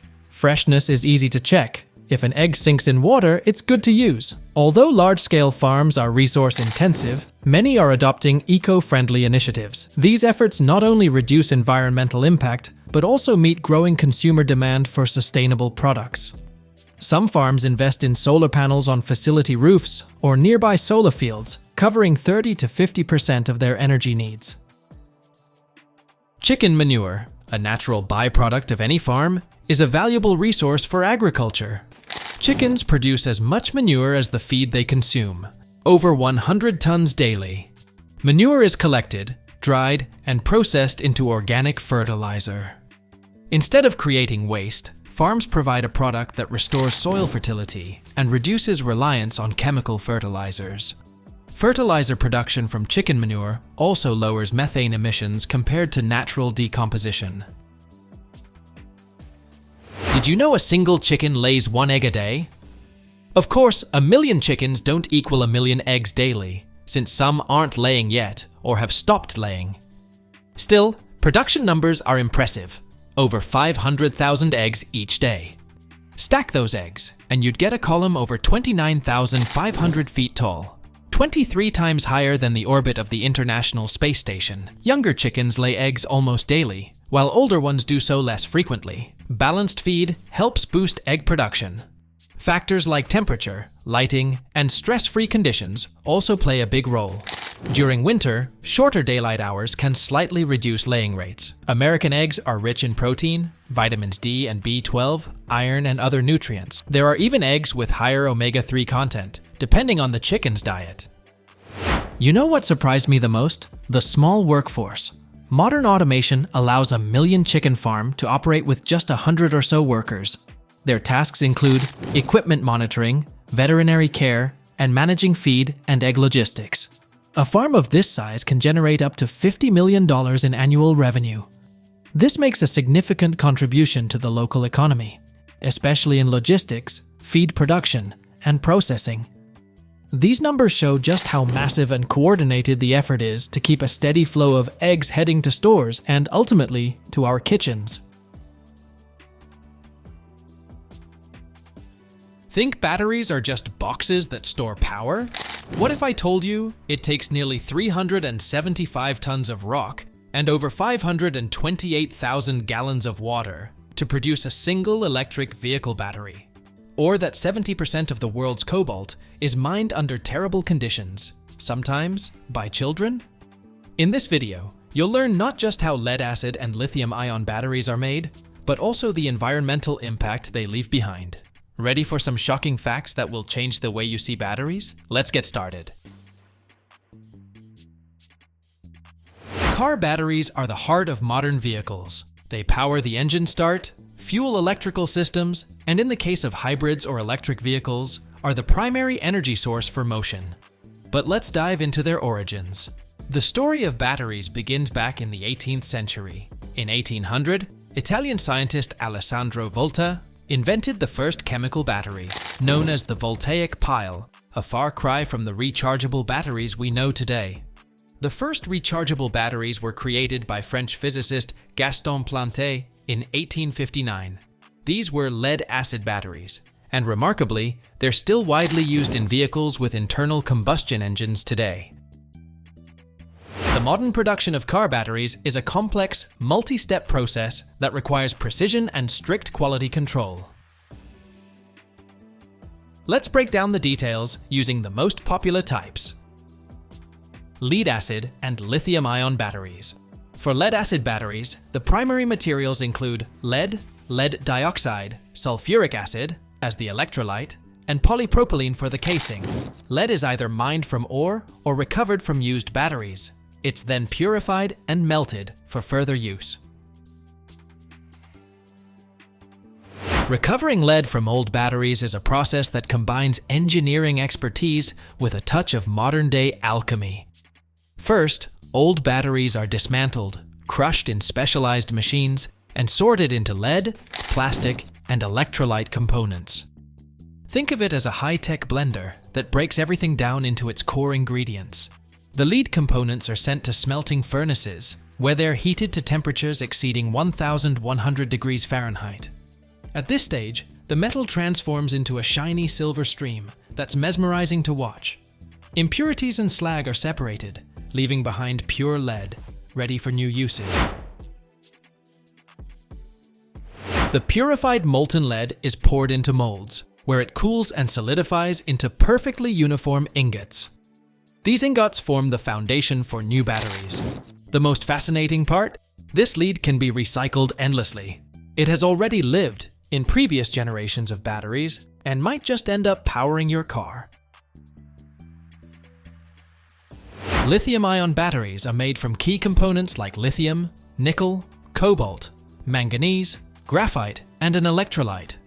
Lithium is sourced either from salt flats in South American countries like Chile and Argentina, or from ore deposits in Australia. For lead-acid batteries, the electrodes are crafted from lead plates coated with active materials, specifically lead powder and lead dioxide. Picture this. Molten lead is poured into molds or rolled into thin sheets, which are then cut into precise shapes. These plates often feature multiple holes or grids to enhance bonding with the active material. The active material, which coats the grids, is prepared as a thick paste made from lead powder, water, sulfuric acid, and additives that enhance the chemical reactions. Let's take a closer look. The powder is produced by oxidizing lead in specialized mills, which grind it into a fine dust with the required properties. Watch as the grids move seamlessly along an automated conveyor, where the paste is applied to both sides. Rollers in the machine press the paste into the grids with just the right amount of force, ensuring even coverage and deep penetration into the cells. Excess paste is scraped off with blades, leaving a perfectly smooth layer. These paste-coated grids are then sent into special drying chambers. Inside, the paste loses moisture and hardens, transforming into the active material. We've covered lead-acid batteries. Now let me show you how lithium-ion batteries are made.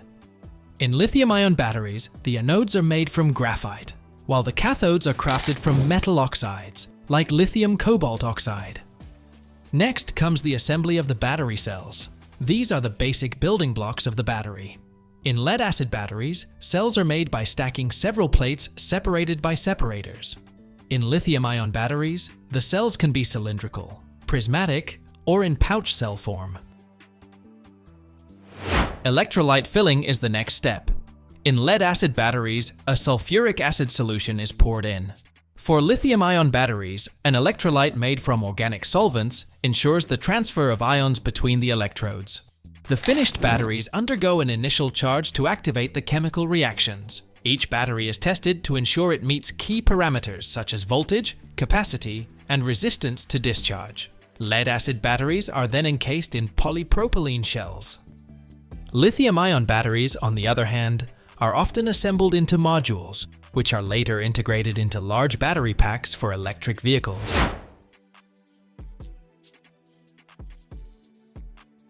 Battery production is an energy-intensive process with significant environmental impacts. While lead can be smelted and reused, plastic casings are recycled into new shells, and the electrolyte is neutralized or processed.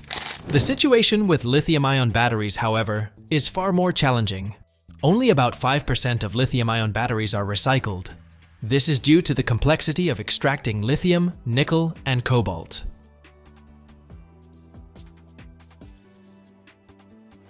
But the damage doesn't stop with neutralizing the components. To produce a lithium-ion battery for an electric vehicle weighing about 1,100 pounds, it takes 550,000 pounds of rock and nearly 530,000 gallons of water. This depletes Earth's precious resources. Producing just one EV battery generates anywhere from 3 to 16 tons of carbon dioxide. Imagine that. This is the same amount a gas-powered car emits over 5 years of driving. And that's just from one battery. The most troubling issue, however, is cobalt mining. About 70% of the world's cobalt comes from the Democratic Republic of Congo, where workers, including children, labor under horrific conditions. According to Amnesty International, more than 40,000 children are involved in cobalt mining. To make matters worse, mining often destroys local ecosystems, leaving lasting environmental damage. Recycling lead-acid batteries in countries with low environmental oversight, such as India and China, presents its own set of dangers. Lead dust and acid emissions often escape into the air, creating toxic clouds that harm the health of hundreds of thousands of people.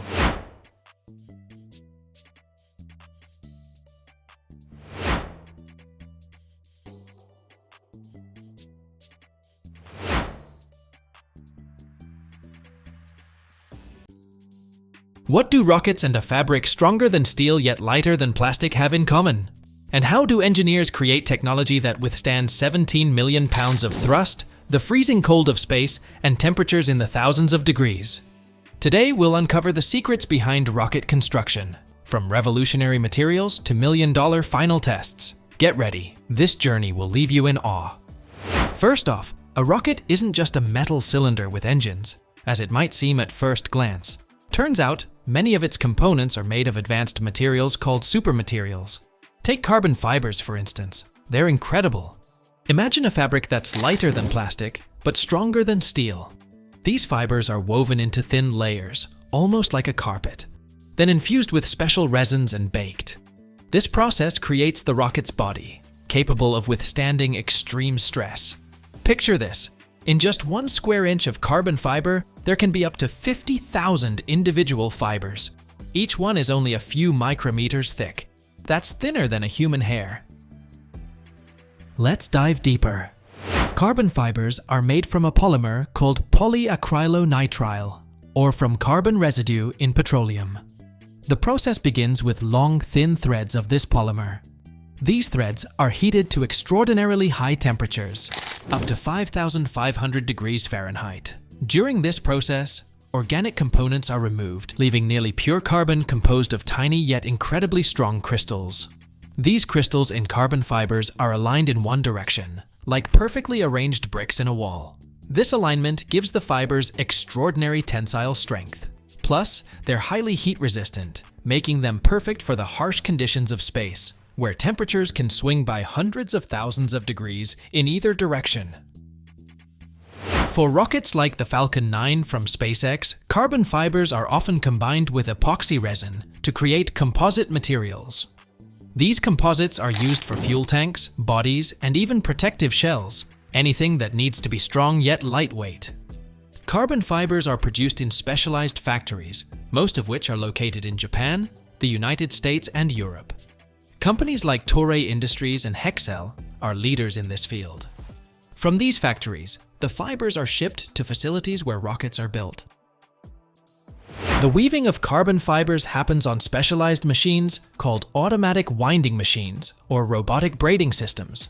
At the center of the process is a massive mold shaped like a cylinder or cone, which becomes the rocket's body. Fibers are carefully wound around this mold.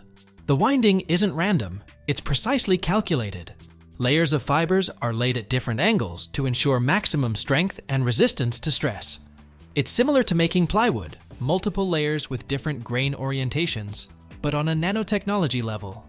This research took me a long time, and I pieced together this video frame by frame over several weeks to show you. I hope you enjoy it. Now, let's see what happens next. After the body is woven, it's time for the resin. Resin is evenly applied to the fibers to create a strong composite. Think of it as gluing layers of paper together, except instead of paper, you have carbon fibers, and instead of glue, you have specialized polymer resins. Once the body is ready, it goes into a massive oven called an autoclave. Here, at about 400 degrees Fahrenheit, and under high pressure, the resin hardens into an ultra-strong material. This step is critical because, without it, the body couldn't withstand the enormous stresses and temperatures during a rocket launch. This process typically happens in specialized hangars or production facilities. For example, SpaceX's Gigafactory, enormous, immaculately clean spaces. Robots and automated systems control everything to ensure not a single speck of dust interferes with creating the perfect rocket body. The size of the machines and molds is staggering. Imagine a cylinder tens of feet long and several feet in diameter. Access to these top-secret facilities is required to witness this incredible machinery in action. They say it's a sight that's out of this world. As you might guess, I couldn't see everything with my own eyes. The completed SpaceX Falcon Heavy rocket is 230 feet of pure engineering brilliance. It weighs over 3 million pounds, that's the weight of about 7 blue whales, and can lift 140,000 pounds of cargo into orbit, more than a fully loaded Boeing 737 with passengers, fuel, and luggage. Titanium and aluminum alloys are the foundation for many rocket components that require a combination of lightness, strength, and resistance to extreme temperatures. Fuel tanks must withstand immense pressure and temperature changes since they store cryogenic liquids. Aluminum-lithium alloys, which are lightweight yet incredibly strong, are often used for this purpose. Turbopumps frequently use titanium. It's not only strong, but also highly corrosion-resistant, which is crucial since these components constantly interact with aggressive substances like rocket fuel. The rocket's frame, as well as various mounts and connectors, are often made from aluminum alloys to reduce the rocket's overall weight. But when additional strength is needed, or components face extreme loads, titanium is the go-to material. Some engine parts, such as combustion chambers or structural components, can also be made from titanium alloys. They handle high temperatures and vibrations during engine operation with ease. For reusable rockets like the Falcon 9, titanium is used for legs and parts that ensure reliable landings. For example, the famous titanium grid fins of the Falcon 9 allow the rocket to adjust its trajectory during re-entry. In short, these metals are like the skeleton and muscles of the rocket. One provides lightness, the other unparalleled strength. Next, we were taken to a workshop where every inch seemed to breathe technology. Honestly, I initially thought I had stepped onto a sci-fi movie set. Robotic arms, lasers, and 3D printers creating components from metal powder, all working together like a symphony. These 3D printers are a game changer. Instead of cutting components from blocks of metal, they build them layer by layer. What's fascinating is that this not only saves time, but also allows for shapes that were previously impossible to create. For example, internal parts of fuel pumps are now printed as complex grids, making them lighter and more efficient. And now, the most exciting part, final assembly. Rockets are assembled step by step, the lower stage, middle, and upper stage. Every segment is inspected and tested for proper fitting. Engines are a story of their own. They're installed last, like crown jewels. And these engines, they're engineering marvels. They generate incredible thrust, while operating with the precision of a Swiss watch. Each rocket comprises over 100,000 individual components. Every single one must work flawlessly, because even the smallest mistake can turn a billion-dollar project into a pile of scrap metal. Some rocket components are assembled in rooms cleaner than hospital operating theaters. For instance, satellites or optical instruments are built in clean rooms where air is filtered to remove even the tiniest particles of dust. The staff wears protective suits because even a single speck of dust could damage the electronics or optics meant to function in outer space. Once assembly is complete, the rocket undergoes a series of tests. Picture a massive platform where the rocket is secured and ignited at minimal power. Engineers check everything, from tank pressure to engine behavior. One of the most fascinating steps is simulation. Special chambers recreate space conditions. Vacuum, low temperatures, and radiation. The rocket must prove it's ready for any challenge. Each rocket launch can cost up to $100 million, roughly the price of 50 Ferraris for just one moment in space. Impressive, isn't it? The sound wave from a rocket launch is so powerful, it can destroy not just buildings, but the rocket itself. That's why facilities like NASA or SpaceX conduct acoustic tests. Rockets or individual components are placed in special chambers where massive speakers and water cooling systems create a sound that mimics a launch. This ensures the rocket's parts won't break under the immense sound pressure. Acoustic tests are mind-blowing. Imagine a sound exceeding 160 decibels. For context, human pain starts at 120 decibels. These powerful speakers literally bombard the rocket with sound to check if its components can withstand the pressure. Finally, after months or even years of work, launch day arrives. Standing in front of a massive monitor, I felt the world come to a halt. The countdown, the roar of the engines, the clouds of smoke, and the rocket rises into the sky, leaving a fiery trail behind. This is the moment when every bolt, every detail, and the efforts of hundreds of people come together. When a rocket launches, its engines generate over 17 million pounds of thrust, enough to lift an entire island or power a small town for an hour. Before a rocket launch, tons of water are poured under the launch pad. And no, it's not to put out fires, it's to reduce sound pressure. Without this, the acoustic wave from the launch would be so strong it could damage the rocket within seconds of liftoff. When I first set foot in this facility, I had no idea how much work and innovation goes into every launch. But now, sharing all this with you, I'm even more in awe of what human imagination can achieve. Rockets are a true symbol of how far we can go when we set ambitious goals.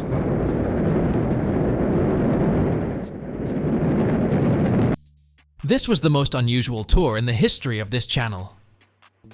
When I first heard about the EnviroFlight farm, a place where they grow black soldier fly larvae for animal feed, I imagined something straight out of science fiction or a horror movie.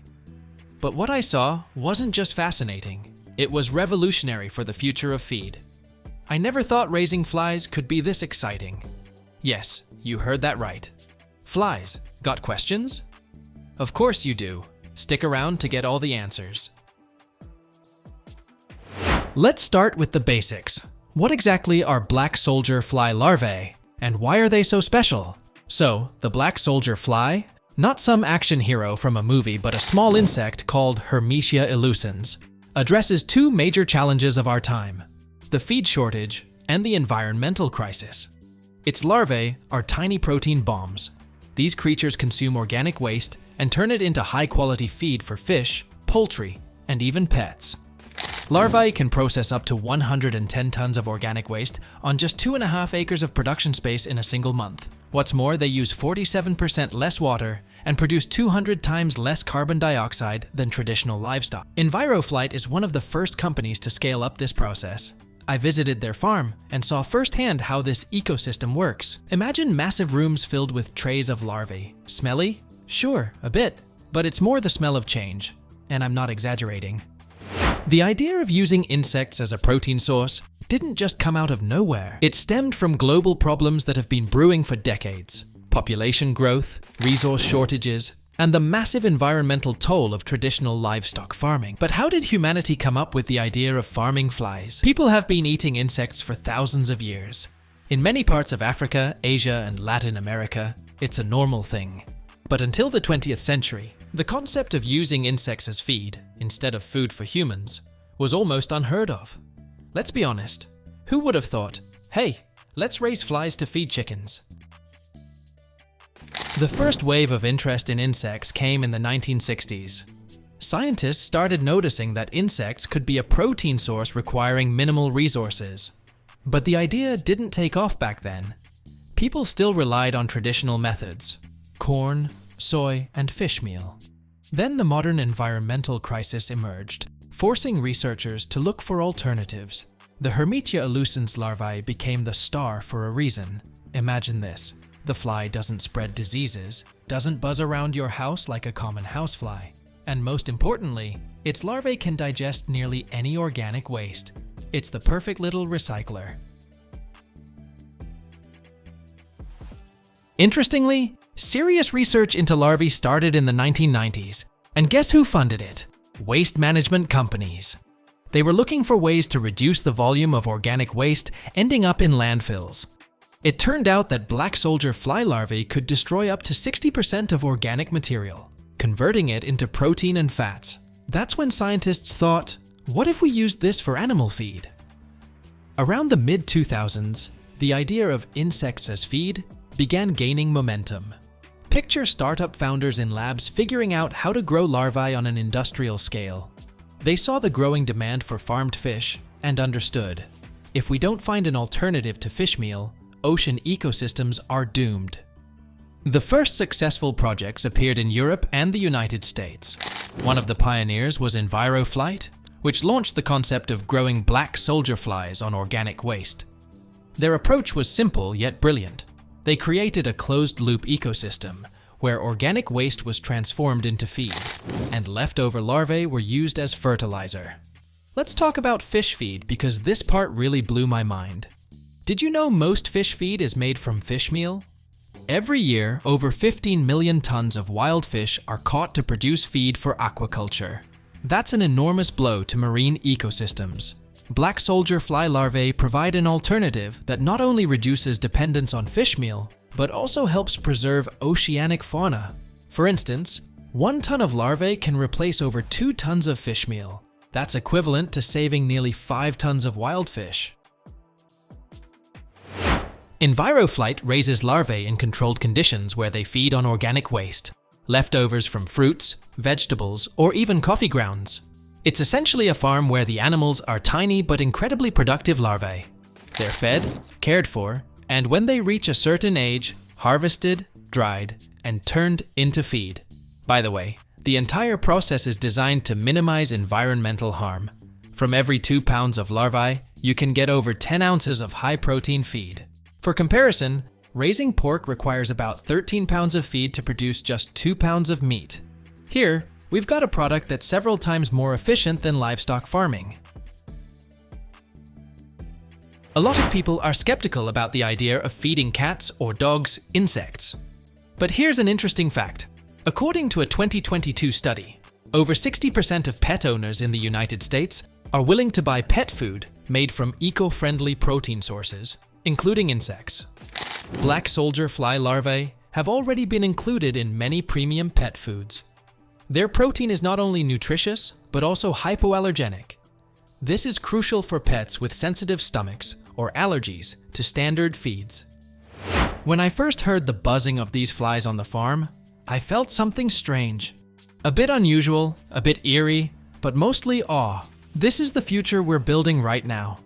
I still think this process looks a bit futuristic, but if it's what will save our oceans, feed millions of pets, and make our planet better, I'm all in.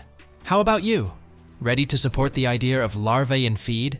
It's good that humanity finally realizes how much traditional livestock farming drains the planet. For example, raising one cow costs the world more water and resources than an entire facility of larvae. People increasingly want to make eco-friendly choices, even in pet food. It's predicted that by the year 2050, Earth's population will grow to 10 billion. Finding new food sources isn't a luxury, it's a necessity. Does this kind of farming have a future? Let me answer that with another question. Does our planet have a future? Because if we don't switch to more sustainable food sources, we're in serious trouble. Right now, farms like EnviroFlight operate in over 30 countries, including the United States, the Netherlands, China, and South Africa. It's estimated that by the year 2030, the insect feed market will grow to $8 billion. Honestly, there's a certain irony to this. We spent hundreds of years trying to get rid of flies as pests, and now it turns out they might save our planet. Life loves surprises, doesn't it? From the outside, a farm like this looks like a cross between a factory and a greenhouse. The main building is modern, clean, and sterile. It's not a chaotic mess, but a high-tech space. The trays of larvae resemble multi-tiered shelves in a library, but instead of books, there are containers filled with wriggling larvae. Automation systems, robots and sensors, control everything from climate to the amount of food for the larvae. This farm isn't a chaotic swarm of flies and larvae. It's a structured system designed for maximum efficiency in farming and processing. It all starts in the fly room. This is a large space with special lighting and temperature control.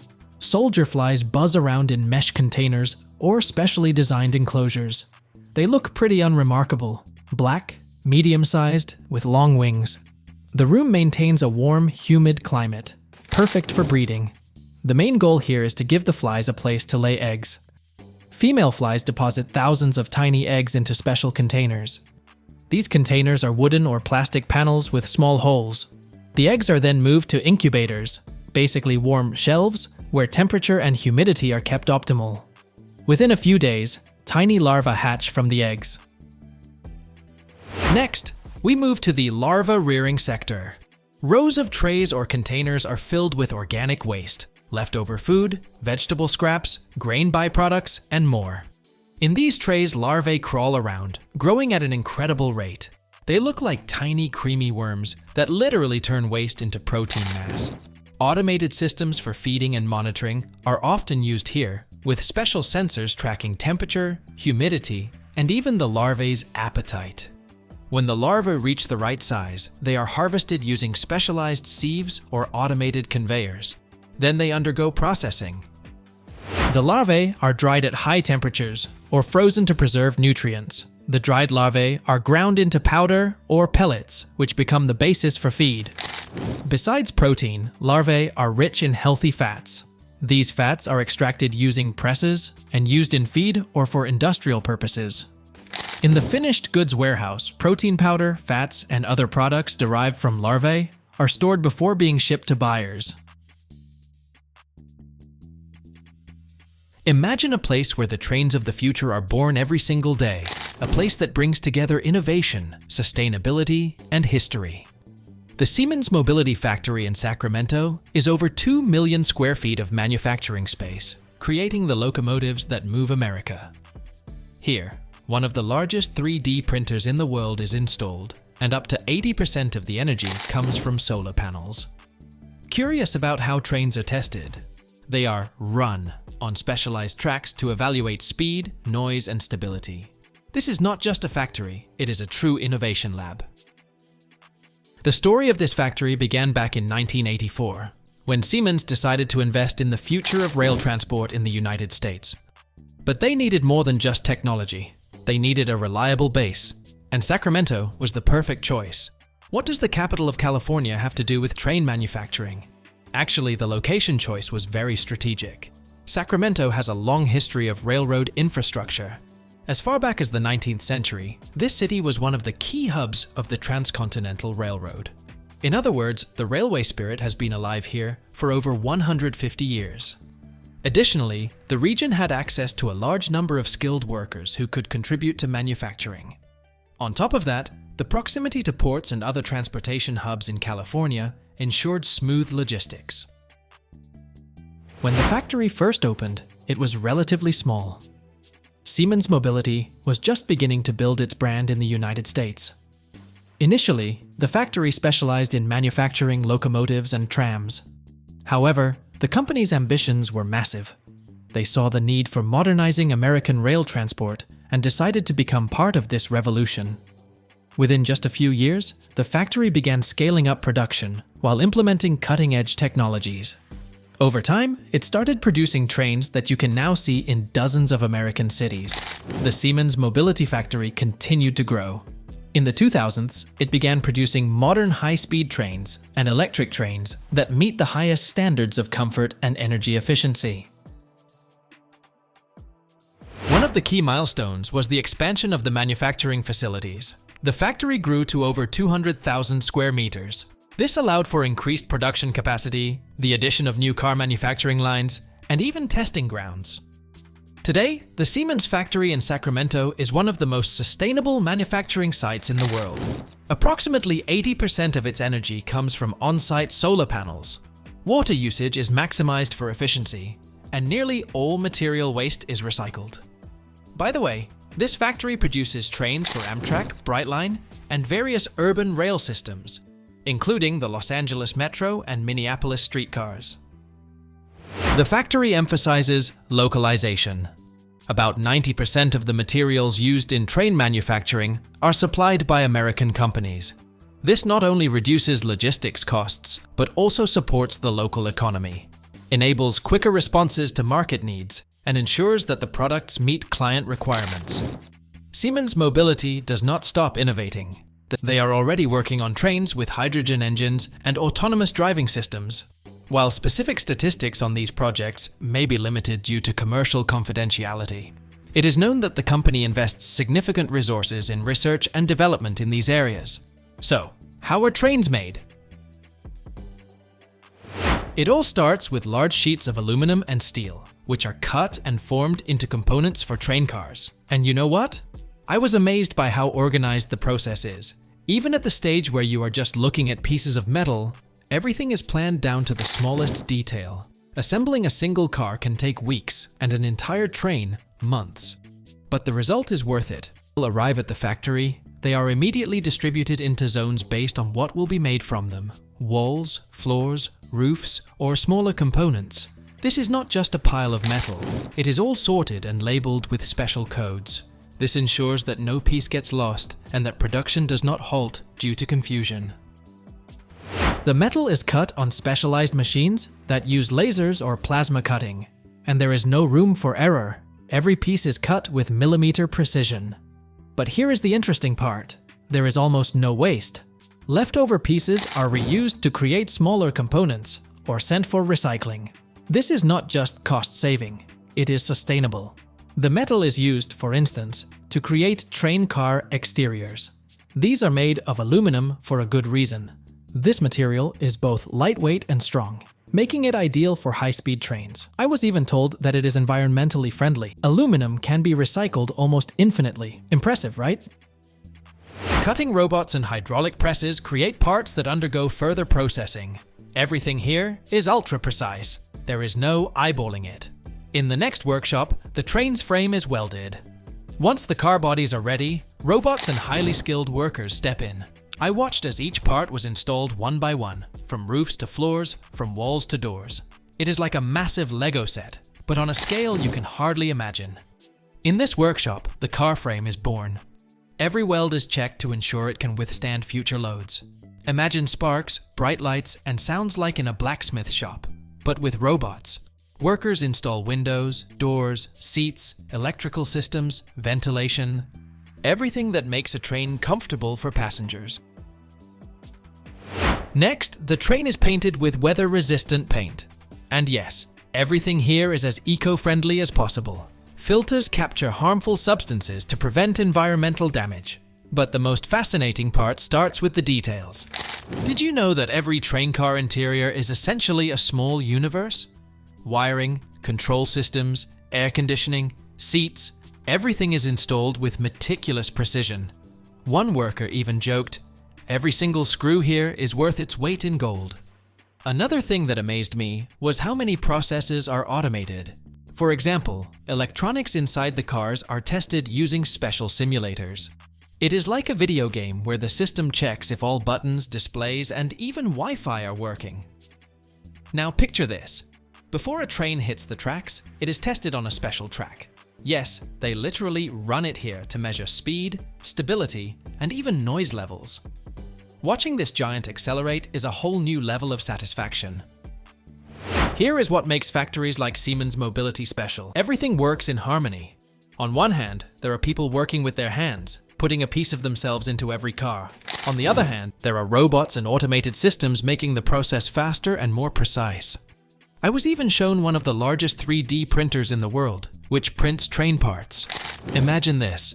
Instead of waiting for parts to be delivered from across the globe, the factory can make them right here, right now. It is not only convenient, but also eco-friendly.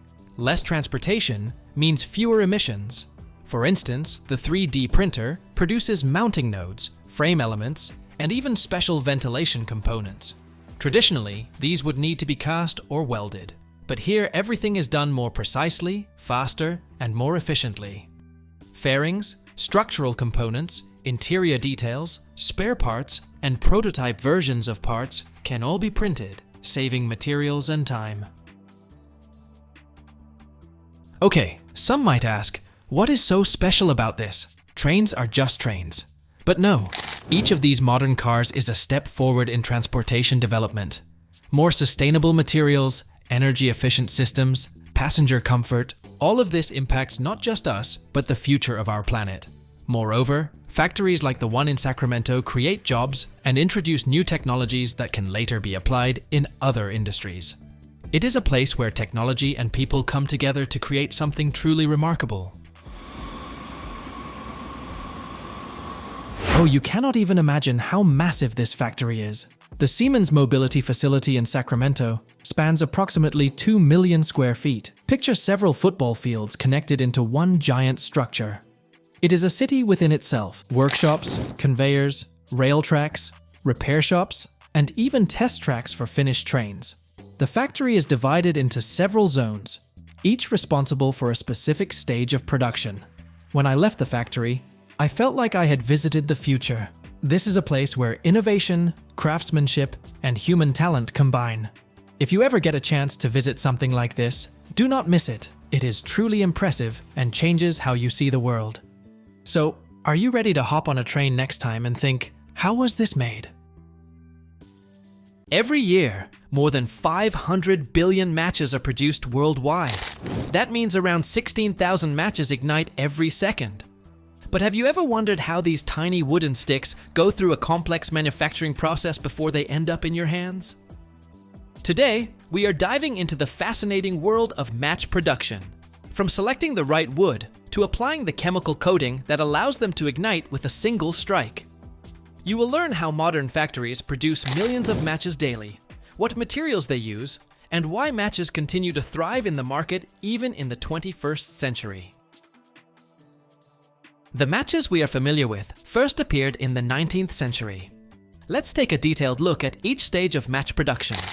I will tell you all about it, from raw material selection to packaging the final product. The primary material for matchsticks is wood, carefully chosen for its properties. Softwood species are mostly used. Aspen has a uniform structure, is easy to process, does not crack, and provides consistent burning. Poplar is known for being lightweight and widely available. Pine is used less frequently due to its high resin content, but in some regions, it is carefully treated to remove the resin before use. Many manufacturers aim to use waste from the woodworking industry, reducing costs and making production more eco-friendly. The wood is stripped of its bark, sorted, and cut into transportable logs before being sent to the factory. At the factory, the wood is loaded into special drums for cleaning. The logs are then sliced into thin sheets, resembling ribbons. This is done using precision machines with adjustable blades. The ribbons undergo thickness uniformity checks since the quality of the final match depends on it. After slicing the ribbons, they are cut into individual matchsticks. On average, a standard match measures between 1.65 inches and 1.77 inches in length, with a thickness of approximately 0.79 inches. Tell me, did you just measure that too?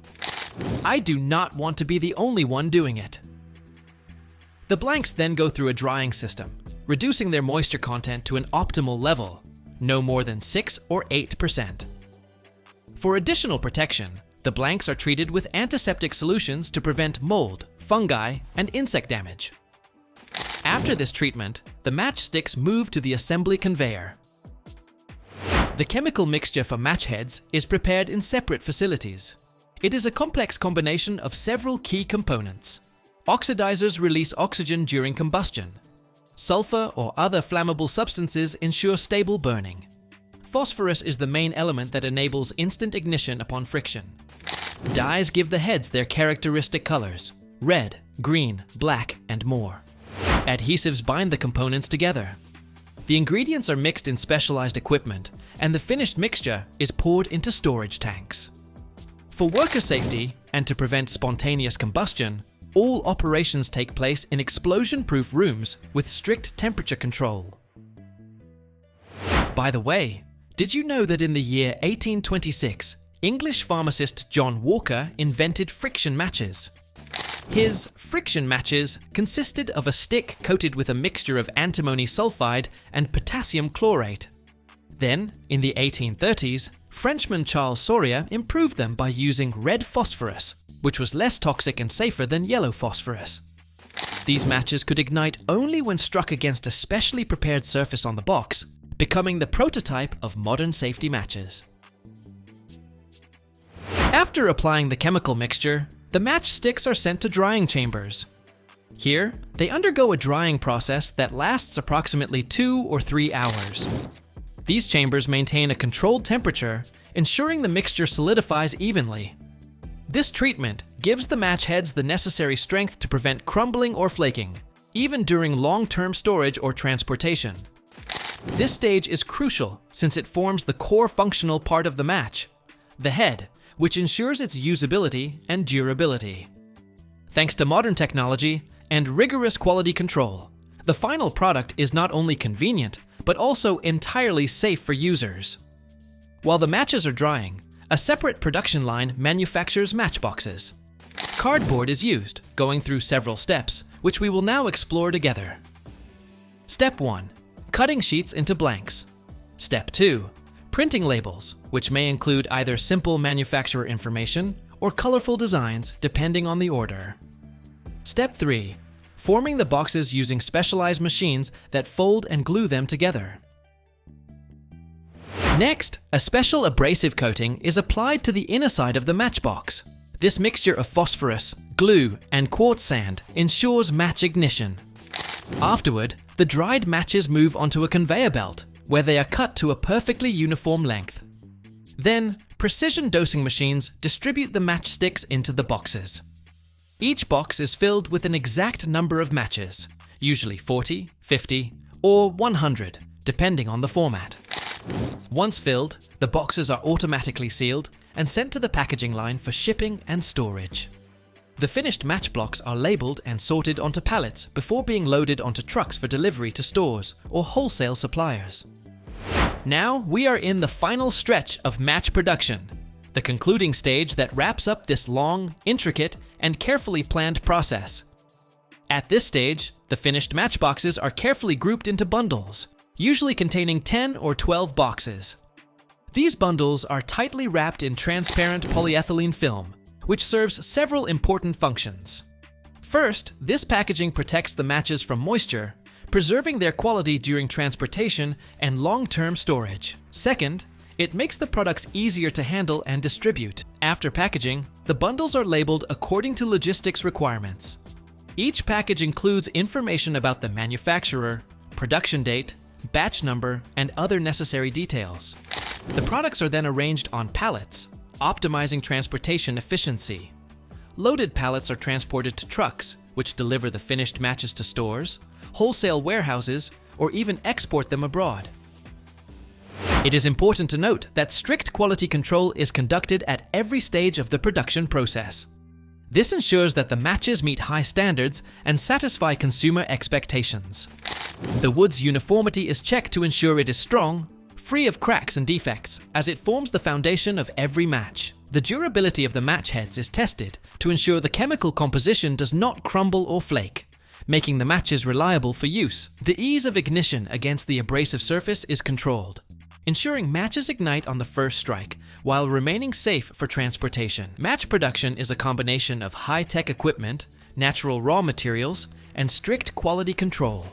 Each match goes through dozens of steps before reaching store shelves and, ultimately, your hands. Thanks to automation, eco-friendliness, and safe working conditions, the match industry remains an essential part of many economies. Match production is a complex, multi-stage process that integrates modern high-tech equipment, natural raw materials, and strict control at every stage. The process begins with material preparation, including wood and special chemical mixtures for coating match heads, and ends with packaging the final product. Each individual match undergoes dozens of technological operations, including wood processing, chemical application, drying, and quality inspection before reaching store shelves. Automation and eco-friendly technologies ensure that modern match production meets high safety standards for both workers and the environment. Additionally, manufacturers focus on resource conservation and waste minimization, making the process more sustainable. Matches remain an essential part of everyday life for many people, and their production is an important economic sector that supports traditional industries, creates jobs, and generates stable income for many businesses. By combining advanced technology, sustainability, and a commitment to quality and safety, the match industry continues to thrive in the modern world. It might seem that, in the 21st century, lighters should have completely replaced matches, right? But the reality is not that simple. First, matches are an extremely cheap and compact way to start a fire, requiring no additional costs or recharging. They are also highly convenient for short-term use, such as lighting candles, campfires, or outdoor cooking equipment. Another reason is that matches carry a sense of nostalgia and tradition, often associated with a certain aesthetic or atmosphere. In some cases, they are even used in ceremonies, where this small gesture holds symbolic significance. Safety is another factor. Matches do not have mechanical parts or batteries that can fail. For some users, matches provide greater confidence in reliability. So, the next time you strike a match, remember how many people and machines worked to bring it into your hands. And you know what? They did an amazing job.